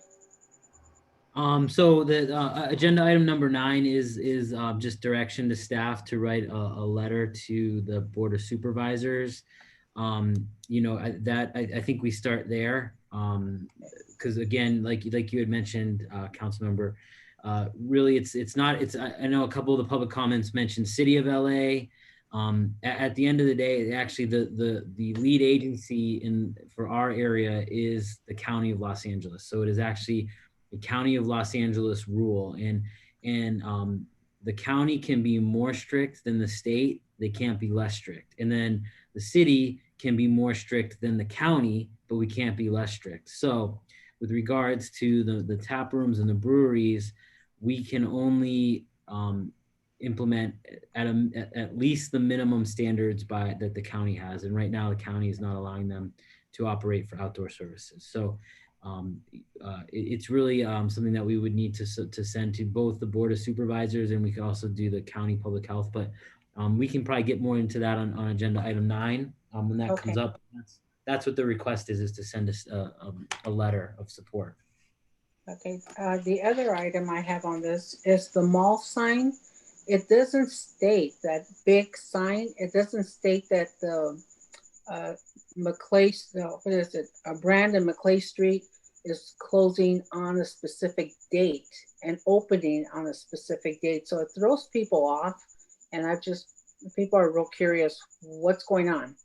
Sure. So yeah, and the reason for that, just so we know, is because the mall could only have the funds to print 1 or 2 of those, and since it's a pilot program, we started with Saturdays and Sundays, and for the first couple weeks, and have wanted to evaluate. So there may actually be some changes where it could be Friday nights and Saturdays.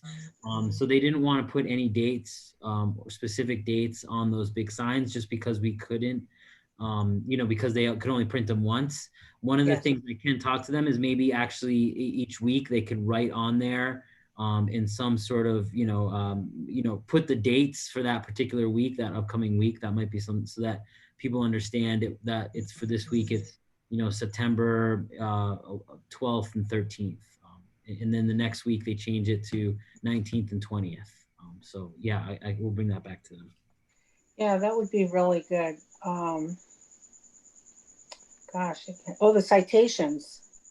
I know how important it is for us to use our masks, but it makes it a little challenging when the president mocks people about using masks, right? And I really don't want us to do citations yet. These businesses are really struggling to stay afloat, but I think it is important for us to at least give them a warning, and after then we have to come up with a decision after 3 warnings, they get a citation. We need to come up with a program, but I would hate to give you direction tonight to say, let's start issuing citations next week. I don't want to do that. And how much is that going to cost? After the first citation, the second citation, what's the dollar amounts? I think it's going to take some thought and some work on your behalf. So I do like, by the way, the option of calling in to the council meetings. I think I miss hearing from the public of whether they are not happy or if they're really happy. I do miss hearing from the public. But my question to you, Nick, if we have them, well, of course, we'll be calling them. Will we also be accepting emails from them? So they not only have the option to call in, they will also have the option to send a public comment via email. Sure. I mean, so similar to, when we are in, we're live or we're in the council chambers, if a person speaks on a certain item, they have their 3 minutes, but they can't also submit, if they submit it, email, we'll keep it and put it into the record, but we don't necessarily read it into the record. So if Right. someone sends us an email, but then also says they're gonna, they also want to make a statement, then we'll call them and let them make their statement live. We won't read their email. We'll just put it into the record. Okay, I like that. I do like that. Transitioning into the chamber, October is a really good month. It happens to be my most favorite month of the year, by the way. And but I think there might be one or two council members that would not be comfortable coming into the chambers, but they could call in, right? It would be, they could, but I think the technology would be difficult. Quite frankly, I think from a public being able to watch it or the ease of navigating. I think if all five, I think it would be probably better just to work through Zoom. One of the ideas I was sort of thinking is maybe until we get to the county gets into the orange level, which I think, or whatever the second to the lowest level is, maybe that's the point council looks at coming back. I just wanted to throw it out there, for consideration for council to start thinking about.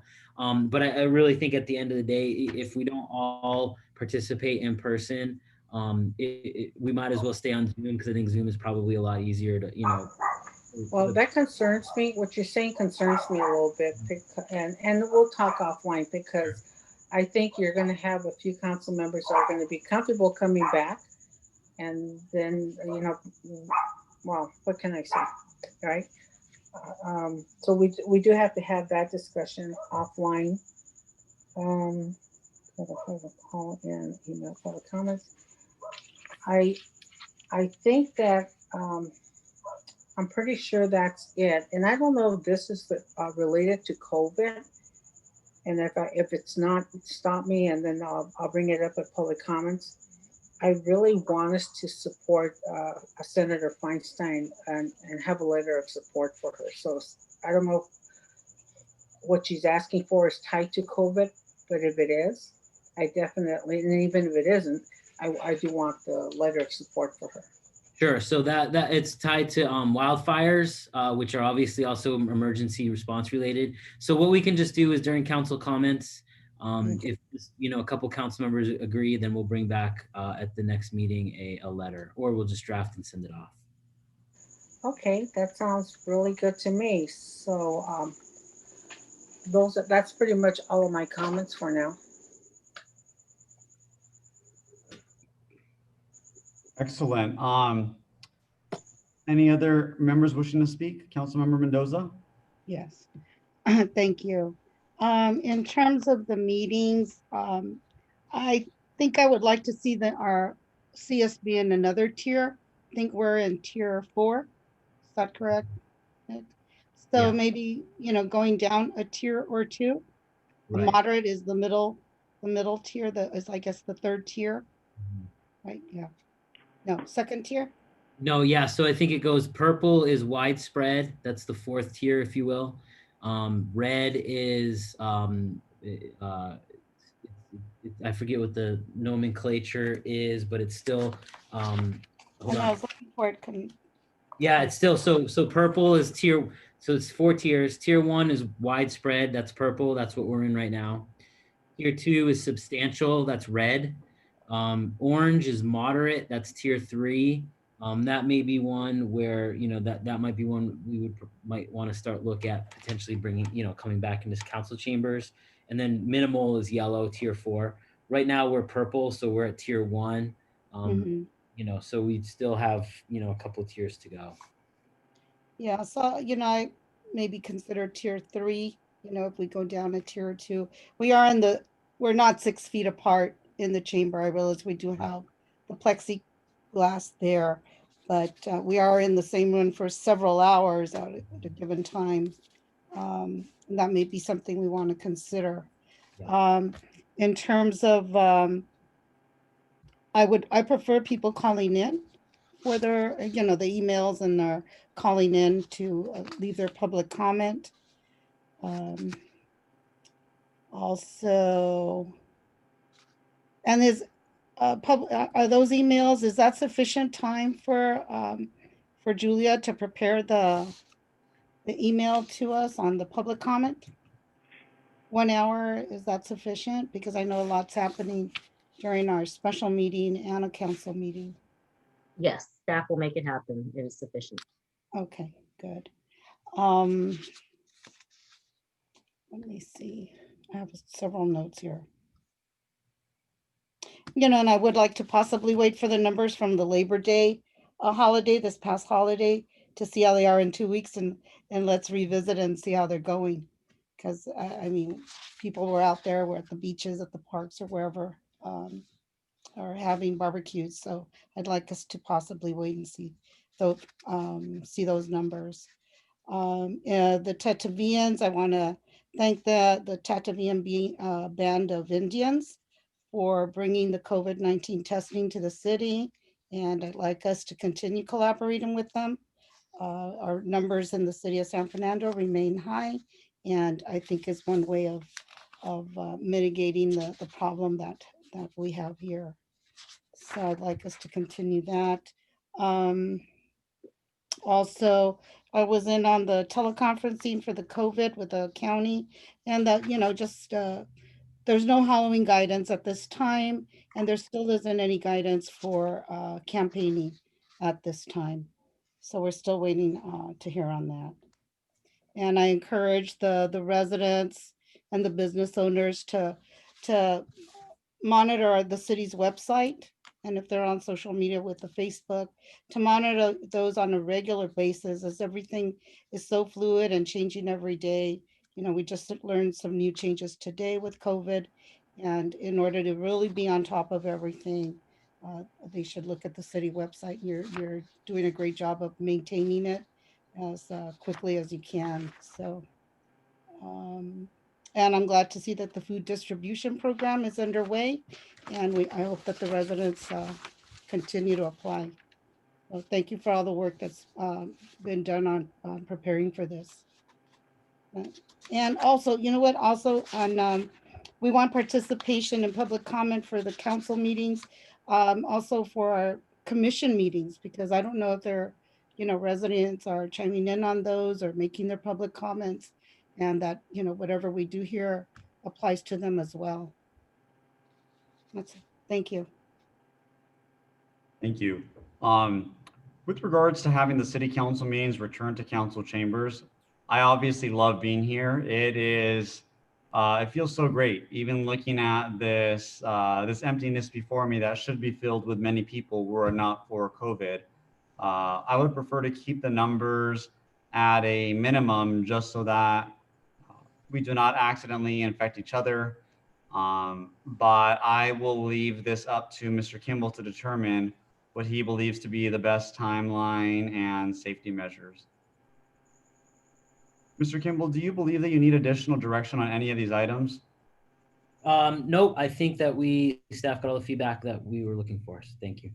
Thank you. And with regards to Councilmember Ballin's earlier comments, I agree that there might not be an immediate need for fines, but I think that if people continue to flaunt the rules and quite frankly don't care and laugh it off, then we need to really take affirmative approaches to ensure that people are following the rules. But I think that if it comes down to just more education, better education, and to explain why it's important, and it could be remedied that way, I am all for it. So we have therefore concluded item number 5, and we are going to item number 6, which is a consideration to authorize the acceptance of coronavirus relief funds from the state of California. Mr. Kimball. Yes, thank you, Mr. Mayor. Director of Finance Diego Ibanez will lead us in this item. Good evening, Mayor, Council, and staff. It's been 6 months since the pandemic started, and staff at City Hall have had to devote time and resources to keeping residents informed and safe. We have dedicated staff hours away from normal City Hall operations to ensure accurate information for residents and business owners, and have had to purchase equipment such as masks, sanitizers, and gloves to stay safe at City Hall while we are open to the public. Through the CARES Act, the City of San Fernando was allocated $311,234, and as of August 31st, 2020, the city has accumulated a total of $333,662 in COVID-related expenses. $229,898 of that total is in labor, and $103,764 has been for PPE. While we are seeking financial assistance from FEMA for these costs, in an earlier webinar today, FEMA mentioned that the reimbursement policies were going to get more stringent. A city now has to distinguish between essential and emergency services to qualify for for some reimbursements. For example, staff is currently following up with FEMA to ensure that the city qualifies for any type of reimbursement with these changing guidelines. In addition, staff followed up on Councilmember Pacheco's inquiry regarding a possible loan that the city could obtain to assist with pandemic expenses. Staff communicated with the FEMA program manager, who mentioned that there is a community disaster loan program, but the city is ineligible at this time to apply due to other various funding sources that are currently available for COVID-19. Staff this evening is recommending the council accept the CARE funds and be allocated in the following manner: $250,000 in personnel costs and $61,234 in PPE, personal protective equipment. Please note that the total in the staff report table on page 205 has a typo that includes an additional $100.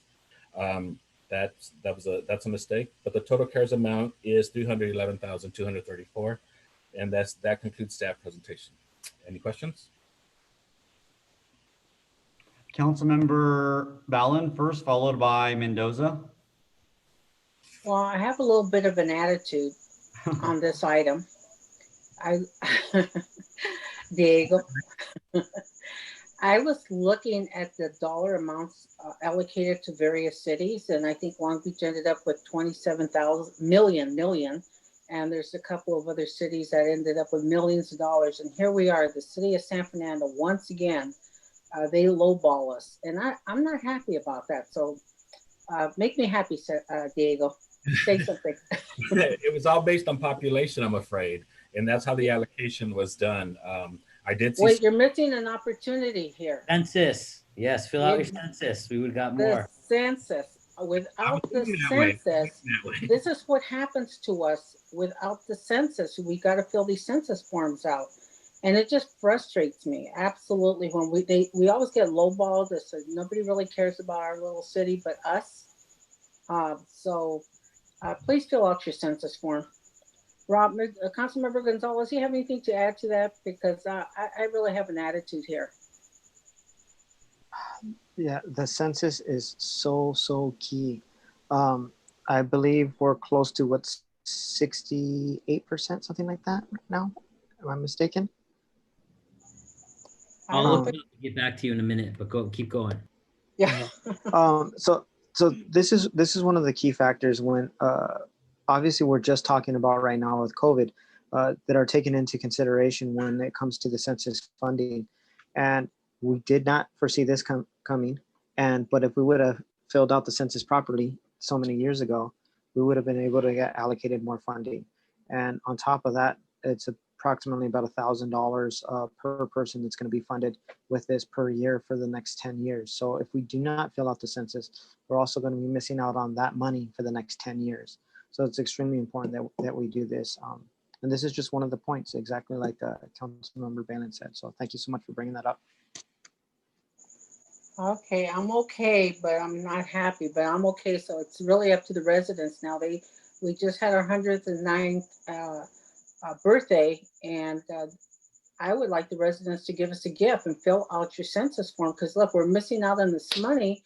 And you have cities like Long Beach that they fill out their census form and they're getting millions and millions of dollars. You know what we could do with $28 million in this city? But no, 300,000, that's all we get. Okay, thank you, I'm done. Thank you. Councilmember Gonzalez, did you want to add anything else since you just spoke? Thank you. On this, I do think it is important that we do take this money and put it to utilize it on things that we do need. And I think we've been very, very vocal, all of us here on City Council, to provide PPE for not only our community members, but our employees and our businesses. So even though it's a super small number and I wish it was higher, I'm glad that we are getting some. And I think it is important to allocate it and try to help out with our staffing costs. I don't know if people are aware, but the city of LA, they actually just did what they're calling a SIP program for the early retirement program, as we did.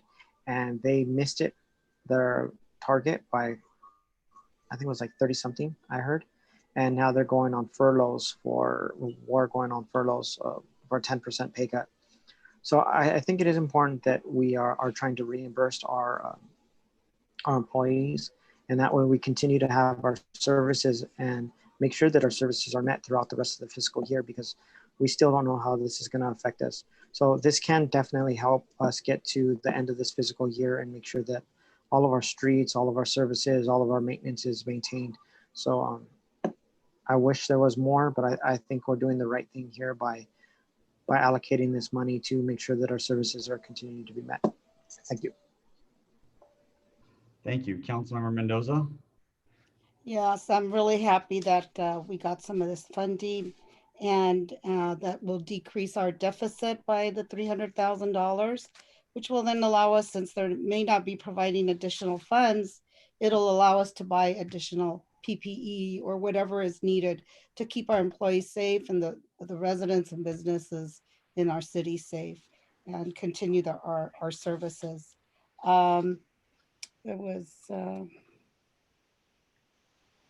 Yeah, no, I think that's all I really have to say. No, I'm going to say it in Spanish, que por favor los que están escuchando esta junta del concejal de San Fernando, que por favor llenen el censo, háganse contar para que los fondos que reciba la ciudad sean mucho más de $300,000. Gracias. Thank you. Yes, thank you. And just to circle back on Councilmember Gonzalez and Ballin, we have our self-response rate as of yesterday was 63.4% of households have responded. Just for some context, in the county overall, it's been 63.2%. So we're just ahead of the county self-response rate. The city of LA is only about 56.5%. The state as a whole, I think, is 67.9%. So we have a little bit of work to do, and we have only about 3 weeks left to do it. So please. So I think it was 68% that we hit last time. I think that's exactly. Yeah. We Sorry about that. Last time, so let's get 5% more so we can beat what we got last time. Yeah, because last time they said we only gained what it was like 100 more people. So yeah. Thank you. I believe the mayor had to step out for a minute. We still do have a quorum. But since there are no other, if there are no other comments on this, I guess we, Richard, who do we jump to? The mayor? Oh, there he is. There we go. So we are moving then. You simply need a vote on this, given that there are no proposed changes, correct, Mr. Kimball? I see a head shake yes. Therefore, I will move to approve item number 6 per staff's recommendation. Do I have a second? Second. Second by Gonzalez. Roll call, Ms. Fritz. Councilmember Mendoza. Yes. Councilmember Gonzalez. Yes. Councilmember Ballin. Yes. Vice Mayor Pacheco is absent at this time, and Mayor Fajardo. Yes, the motion carries. I see that my screen is tinted a yellow hue again, so I know that it's not my house. I just thought it was the walls that were reflecting some kind of weird light, but I guess it's my newer computer. So having said that, we already did number 8, but we still have item number 7, which is a review and discussion of the 100-year anniversary of the Women's Right to Vote commemorative mural and related mural ad hoc recommendations. Councilmember Mendoza and I had an opportunity to meet with staff to discuss this. We did talk about the history of proposed murals in San Fernando and ones that are on private property versus public property. I don't want to speak for Councilmember Mendoza or staff, but the impression that I left with is that it would be easier to first begin with this project in terms of getting this one completed first before we open up or change any rules. And I know that council has been discussing for a while the right project to start. Luckily, I have a number of community investment funds I would like to use since they were not used for the proposed programming I had last year. I think that this would be a beautiful item in which to utilize them. Councilmember Mendoza, do you want to add anything about our ad hoc meeting specifically with regards to this item? No, not particularly. I'm fine. We can move on. Thank you. Okay, Mr. Kimball, can you give staff's perspective on this and how you see this agenda item and how it fits into our priorities and prior discussions? Sure. So we had, as you mentioned in our last meeting, received some direction to look at a women's right to vote commemorative mural, which is what we discussed on public property. So we discussed that as part of the mural ad hoc. I think the key in the staff report, we have about 5 key items that we just need some direction from staff, from city council on in order to move forward. The first one is identifying a location that would be appropriate for the mural. The second item, it would be to look at a budget and how much we may want to appropriate toward this project. The third would then be if we had a location in a budget, then we could put together an RFP, a request for proposal, that would include any potential artists' qualifications and experience, as well as potentially, their idea, maybe a sketch of what their idea of the mural might look like. The fourth step in that, and this was really meant to mirror what was originally in ordinance on private property that the council considered back in 2018. That wasn't moved forward, but this process essentially mirrors that recommended process. So after we put out an RFP, the responses would be potentially reviewed by the Parks, Wellness, and Recreation Commission, which includes they have 2 art liaisons. So they would work with the Parks and Wellness Commission to make a recommendation to City Council, and then ultimately City Council would come back for approval and contract award to paint that mural. The ad hoc committee discussed a location, a recommended location would actually be on City Hall, on the City Council chambers, on the wall that's facing facing First Street, right next to sort of the employee and council chamber parking right there. There's a nice good sized wall that's very visible. And council chambers is where our democratic process locally happens. So it seems fitting that might be a good location to celebrate the democratic process with the women's right to vote 100-year anniversary. From a budget standpoint, I asked the director of Parks and Community Services, Julian, had spoken with one of our art liaisons who's very familiar and has been involved in a number of art mural projects. And they suggested that a 20 foot by 30 foot mural can, depending on a number of factors, including the quality of paints used, the experience of the muralist, the surface that's being painted on. There's a number of how much prep work is involved, and then finally how many layers of sort of graffiti protect and seal, because that's a pretty expensive process. That could cost up to about $15,000 from a budget perspective. So once we have those 2 things sort of dialed in direction from council, then we can kind of move forward with an RFP and putting that out for response. Lastly, there's just, since, as the mayor had mentioned, this would be kind of step 1. The mural ad hoc also wanted to get some feedback on reinvigorating the murals on private property, bringing that process back for council's consideration to also allow murals on private property, and putting a process in place for doing that on private property. So that's all staff has, and we look forward to some feedback from City Council and any ideas on funding for the project. All right. Councilmember Ballin. Councilmember Mendoza has her yellow pen up. Oh, I didn't see it. I see it now. Thank you. Councilmember Mendoza. Yeah, I just had a quick question. Is the city required to have an ordinance in order to place a mural on public property or city property? Yeah, so I'd like to defer that to the city attorney. So Rich, I think the question is, if we don't allow it on private property, if we have an ordinance that does not allow it on private property, do we still have the authority to put it on public property?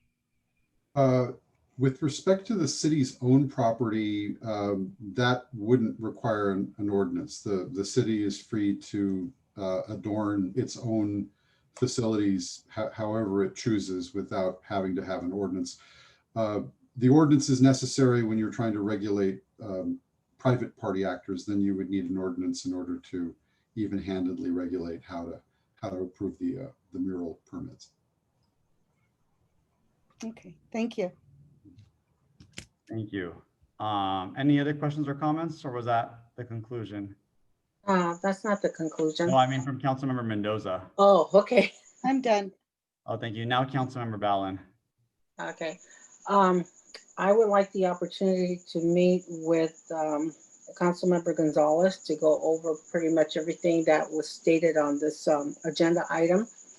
And I'm very disappointed. The city had a wonderful opportunity to have a mural put up by a well-known artist here in our city, Lalo Garcia.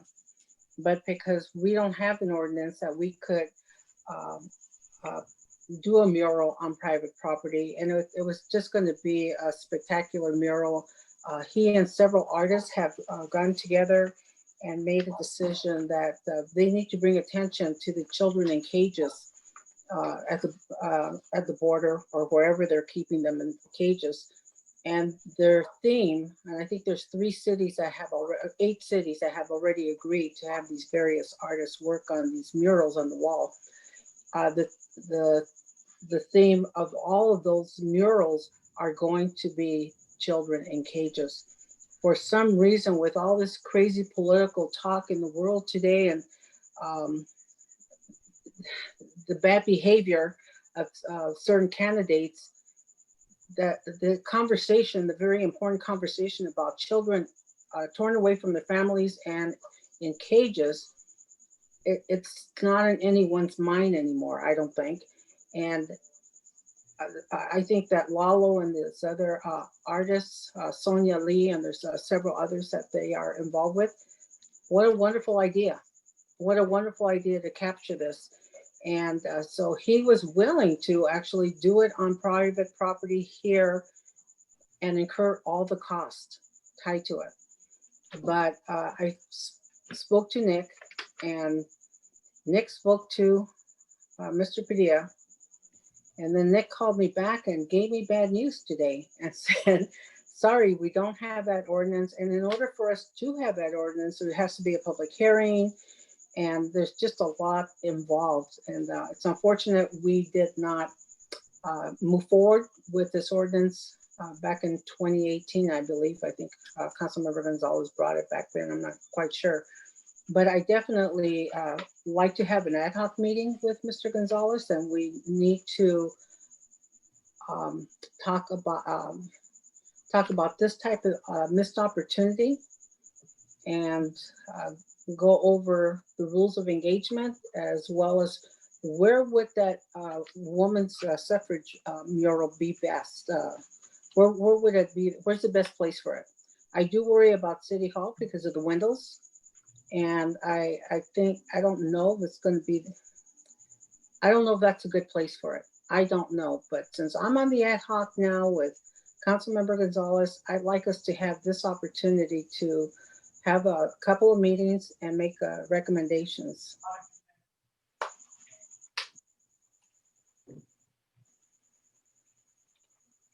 Nick, are you saying something? Yeah, thank you. The mayor just mentioned to me that he had to step out again for 5 minutes. Okay. So I think you heard all your comments. He just had to step out. I believe So then Go ahead. Councilmember Gonzalez might have something to say. Yes. Yes, thank you so much. I hugely look forward to this. And I do have an idea that maybe we might be able to swing. One of the things that we've done in the past is where at one of my my old facilities at Arts District Park, we actually put attached plywood to cinder block walls that belong to us. It was just basically 2 plywoods, and the artist would actually paint them wood, and they can keep it, so they can take it and then do a new mural. So this could potentially be a quick way to do it if we can affix it to a city property that we like, or maybe a city fence or something. So I would love the opportunity to sit and talk. I am available tomorrow if you're available. Oh, that's great. I'll text Lalo and I'll send you his number as well. And I just texted him a while ago. I said, we're talking about murals. I said, I want you to be on standby because I don't know what time this conversation is going to come up. Mm-hmm. And but I'll let him know. So this is really good news that we have the opportunity to do it that way. Mr. Padilla, are you going to be Debbie Downer on this one? Oh, that might be a way to thread the needle on this here. Well, and just before Rich gets me in trouble, I just want to, the way that they're regulated is through painted signs. So on private property, again, whether it's through it's directly on a wall or painted on a piece of plywood, it would still be considered sort of a painted sign. So I think on private property it would be difficult. And then we'll talk about the different options on the public property, and the timing issues, and sort of requirements for the process. But we can talk about that in our mural. Was the idea to put it on I thought I heard public property, not private for this proposal. I said possibly we could do public, but I know Lalo had a private property. Oh, okay. So yeah, so let's and so I think the recommendation would just be let's get an ad hoc together quickly, and then we can kind of talk. Yeah, I'll see if we can schedule a meeting maybe tonight, Nick, before you go home with, and I'll see if Lalo can make himself available. Mm-hmm. Okay. Perfect. He's a great muralist. I've seen his work. I've met him several years ago. He recently retouched up the mural down the street from my house. So he does really good work. Vibrant colors. I love it. Yeah, beautiful, beautiful work. And Mary said that he did some work at Santa Rosa Church. So he's very well known. And what a wonderful opportunity, and they're going to all the various artists from all the different cities. They're going to take pictures of their murals and just flood social media with the kids in cages. So just a sad situation. And I'm not going to be happy none of us will be happy until that whole thing stops. So, well, the mayor is gone and we need to vote for someone to be the mayor. Who has their agenda in front of them? Because whoever has it in front of them, they're the mayor. Ken Pacheco is not here? No, he left. So Robert. Well, it's entirely up to the rest of you how you want to allocate it. You can move to have one. Mary, are you okay with Robert being the mayor? Okay. Yes, Mayor. You're the mayor. Go Let's ahead. see if I can still do this. It's been 4 years. It might be a little rusty. Okay. So we're continuing the conversation on agenda item number 7 that we're currently on. And so discussion has been had. I think recommendation has been given. Do we need to vote on anything, or we're good with just the direction given, correct? No vote is needed. We'll just, it sounds like it's been remanded back to the new mural ad hoc, and we'll get a different additional direction, and we'll try to meet in the next few days. Okay, and just for clarification, even though the ad hoc committee has not been officially donned the ad hoc committee, because it's going to be donned the next meeting, it's still okay and there's no violations, because I don't want anything to come up in the future from anybody saying there are violations. So in Rich, I'll let you kind of opine if there's a big issue, but council technically, I think that took sort of, there was consensus. So we'll just kind of make it official during the next meeting, but there was consensus on what the new ad hoc would look like. Okay. Yeah, I mean, it's an ad hoc committee, so I think there's probably little room for Yeah, and plus it's only 2 individuals meeting. It's not 3, so there's no Brown Act violations. There's no discussion of voting. Right. There's none of that's going to go on. So I just wanted to make sure that that's clear for anyone that's watching. Okay. Okay. Thank you. So direction is given. So now we'll follow up on to agenda item number 9 now. Yes, this is yours regarding the breweries and tap rooms to provide outdoor services. Correct. Do you want me to take over? Okay. So discussion of agenda item number 9, as the mayor stated, and I put this on the agenda to show support for our local businesses. I see really no difference in allowing them to be able to open up when you have other restaurants that are serving alcohol and food outdoor perimeters. So I really do believe that the breweries or tap rooms should be able to open as long as they're following the COVID guidelines, and even allow food trucks they were open before, and I know they closed, and we're seeking to hopefully the supervisors can reopen. Also, on top of that, I would like to generate a letter, send it, and possibly add the public comments that were given today as part of our letter, so the supervisors can get those as well. And that's really it. I think the public comments spoke for themselves today. Thank you. Thank you. I would say that the only distinction between restaurants and breweries is potentially the proximity of people who aren't in the same household. So I'm embarrassed to admit that as I've read these county orders and these county rules as they related to restaurants, I myself was not aware that even though you can have parties up to 6 people, everyone must be from the same household. And interestingly enough, I called a number of restaurants, and every single one of them said that that's not the case. It can just be up to a party of 6. And again, I don't think that these restaurants were lying. We were talking about outdoor dining. I just think that they themselves, or at least the people attending, were not aware of these rules. And so the different dynamic with having a brewery that's open versus the restaurant is that at a restaurant, you are a lot more likely to be there dining with members of your household or members of your family that fit into the the intended county rules. I think that there were a couple of comments during the public comments which illuminated one of the potential concerns. One of them said that it's a great place for family and friends to come together. And again, if you have friends who aren't from the same household, that would potentially go against the county rules. And another comment said that it would be great, it's a great way to bring the community together. But again, that would be my only concern. On the other hand, I understand the concern of wanting all businesses in San Fernando to succeed. I presume that this is primarily in favor of San Fernando Brewing Company, and by all means, they are widely loved throughout the city. I can't think of a single person who has anything negative or even neutral to say about them. It's all positive.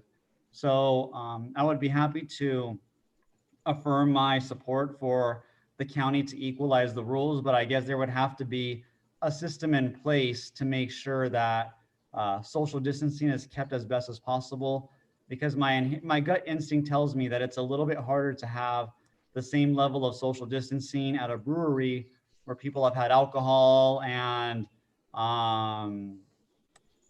you might not necessarily be paying as much attention to the rules versus a family restaurant. But having said that, I understand where this is coming from. And I think that it has the right intention for a company that has done a lot of great things for the city and who everyone supports. So I will support this letter and hope that if this does come to fruition, that staff can have the appropriate guidelines to make sure that it is, it works effectively. Councilmember Mendoza next. You're on mute. You're on mute, yeah. I support sending out a letter. Thank you. Councilmember Ballot. One of the things that I really love the brewery, and I'm going to disagree with you a little bit, Mayor. There's a lot of family members that go to the brewery. I've been there with my daughter, her husband, and her husband and my husband. There's just a lot, and that's what's really nice about it is it's family. and people living in the same household. And it's just a really great experience. So I 100% support. Now, I think sometimes in the restaurants, we meet up with friends and they're not from the same household, but we meet up with them without the outside dining. And I would like to see our businesses succeed. And I support this 100%. I believe that they can do it. If anyone can do it, they can do it.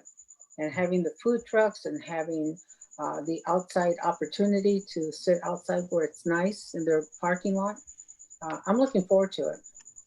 So I'm 100% in support of it. Thank you. Councilmember Gonzalez, would you like to make the motion? Yes, thank you. I would like to make the motion to, I guess, work with staff or have staff draft a letter of support to open breweries and tap rooms to outdoor dining following COVID regulations. Thank you. I'll second. Roll call, please, Ms. Fritz. I'll also add the comments, the public comments that were given to us. But if you did say the tavern, right, Robert? The tavern. Brewers and tap rooms. Okay. Brewers and tap rooms. With the understanding that any council member who would like to sign on to it may, correct? Exactly. Right. Yes. Okay. Roll call, please, Ms. Fritz. Councilmember Mendoza, Yes. Councilmember Gonzalez, Yes. Councilmember Ballin, Yes. Vice Mayor Pacheco is absent, and Mayor Fajardo. Yes, the motion carries. Let the record reflect that he did leave at 8:08 p.m. approximately. Staff communication, including commission updates. Mr. Kimball? Yes, we'll start with City Clerk Julia Fritz, if you have any updates. I do not, Mr. Kimball. Thank you. Finance Director Diego Ibanez. Yes, it's a busy time in finance, but I'd just like to remind the council that we have Measure A Town Hall meeting on Monday, 9/14 at 6 p.m. It'll be virtual. We'll be reviewing our 1920 and as well as our 2021 forecast for Measure A. Thank you. And I have nothing for tonight. Thank you. Then we will go to general council comments. Councilmember Mendoza? Yeah, I have two comments. I would like to encourage the youth and adults to attend their local community college. First-time students can attend community college tuition-free. Community colleges offer hundreds of degrees and short-term certificates that help individuals who have been displaced to find a new career. Having worked at Los Angeles Mission College Financial Aid Office for 33 years, I highly recommend that all college students apply for financial aid. And for those who feel they may not qualify for aid due to their income from prior years, the federal government and the state also, they implement regulations that allow financial aid to use the family's current income on a case-by-case basis. So they should speak with their financial aid officer to see if they might qualify for something like that. But right now is the time to look into possibly new careers for their new profession or whatever their needs may be. And one more thing is, last night I read an article that really concerned me, and it's regarding a methane leak at the LA Department of Water and Power, the Valley Generating Station in Sun Valley. This leak has been confirmed by the South Coast Air Quality Management District. NASA Jet Propulsion Laboratory report determined that the station has been leaking more than 10,000 cubic feet of methane per hour for the last couple of years, equivalent to the emissions of 30,000 cars. This leak is detrimental to the health and to our health, and I would like to look into it and its effects on our city and our surrounding communities. I'd also like to know what we can do to mitigate the damage it may have caused. I would like us to discuss this at our next council meeting, possibly with providing a presentation and discussion. Thank you. Member Ballin? Okay. I'm concerned about Mr. Solis and the letter, public comments that he made. What are we going to do, Nick, to look into the trash situation? And I think there's a responsibility here as far as the businesses where people leave their trash, what if they say the chicken bones and the yogurt, there's a responsibility, I think, of those businesses or the property owner to make sure that that trash makes it into the trash bin. Or maybe someone's going in there and dumping the trash out. I'm not quite sure, but it is gross. It does stink, especially with this hot weather. It's terrible. And I understand their concern. This has been going on for a while, so it needs to be resolved. And I'd like you to come back. Maybe you can invite Republic to speak to it and invite them to a Zoom meeting at our next council meeting, so they could speak to this. And I don't think it's just the area Mr. Solis is discussing. I think there's other businesses, other areas. So I think she keeps pretty good records as to where the problem areas are and maybe how they can be resolved, right? Yes, and just so the council knows, for council's information, Matt Baumgartner, the Public Works Director, has been working actually closely with Francella and Republic over the last few weeks on potential ways to curb illegal dumping, as well as ways to keep trash in the trash enclosures. So we'll work on we'll try to have a presentation by next meeting. If not, it'll be the first meeting in October, but he's been working on a number of different solutions and recommendations. Okay, I think Mr. Solis will be happy to hear that we're addressing it. And let's see here. And again, I want to bring up a letter of support for Senator Feinstein. And if that could be prepared and sent to council members, and we'll let you know if we're willing to all sign on. But I know that I am. Councilmember Gonzalez? Oh, sorry. Did you have more to add, Councilmember Ballin? Well, I'd just like to thank everyone, especially those people that are tuning in. And this has been a pretty long meeting. And thanks, staff, for all their hard work. Thank you. Thank you. Councilmember Gonzalez? Thank you so much. I would also like to say thank you so much to staff and everybody that's listening in for all your hard work. I know we're definitely trying up here to make policy and make decisions that make sense. I also want to talk about the ICA board installation, which is coming up this Thursday, as a matter of fact. So I was actually ICA, knowing that I was retiring, they still wanted to put me on the board so the city of San Fernando can have a spot.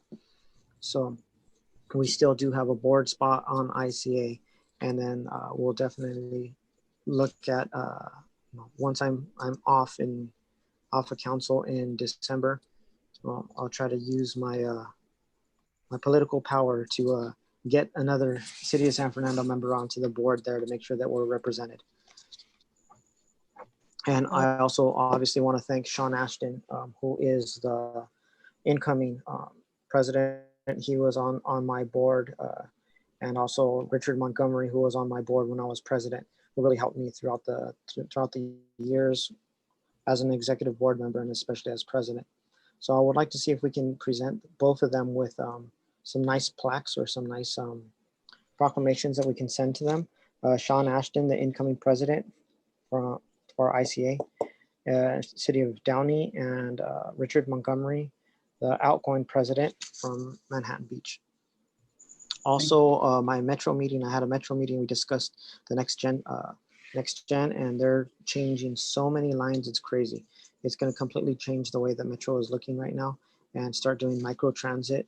I'm gonna try to have them come and present I have some slides that I'll send over so we can send everybody, but I think we definitely need a presentation to be able to really fully understand what's going on. Metro also announced that we're going to be looking at doing no fees for Metro for riding the buses.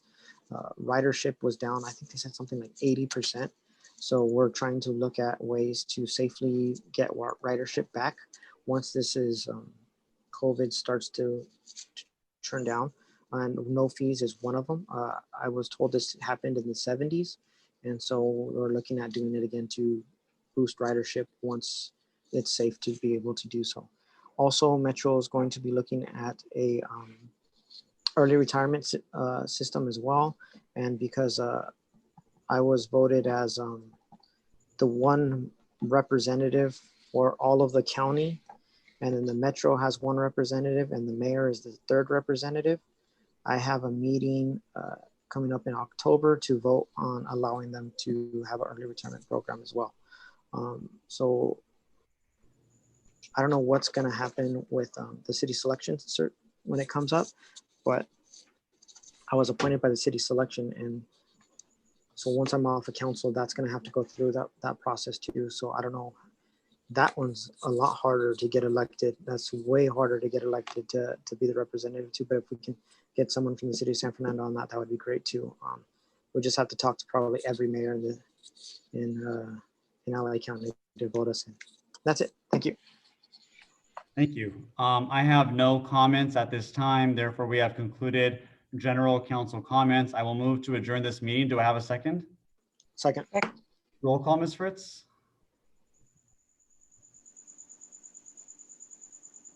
Unmute. Councilmember Mendoza, Yes. Councilmember Gonzalez, Yes. Councilmember Ballin, Yes. Vice Mayor Pacheco is absent, and Mayor Fajardo. Yes, the motion carries. We're adjourned at 9:13 p.m. Thank you all. Have a great evening. Have a good night. Good night. Here.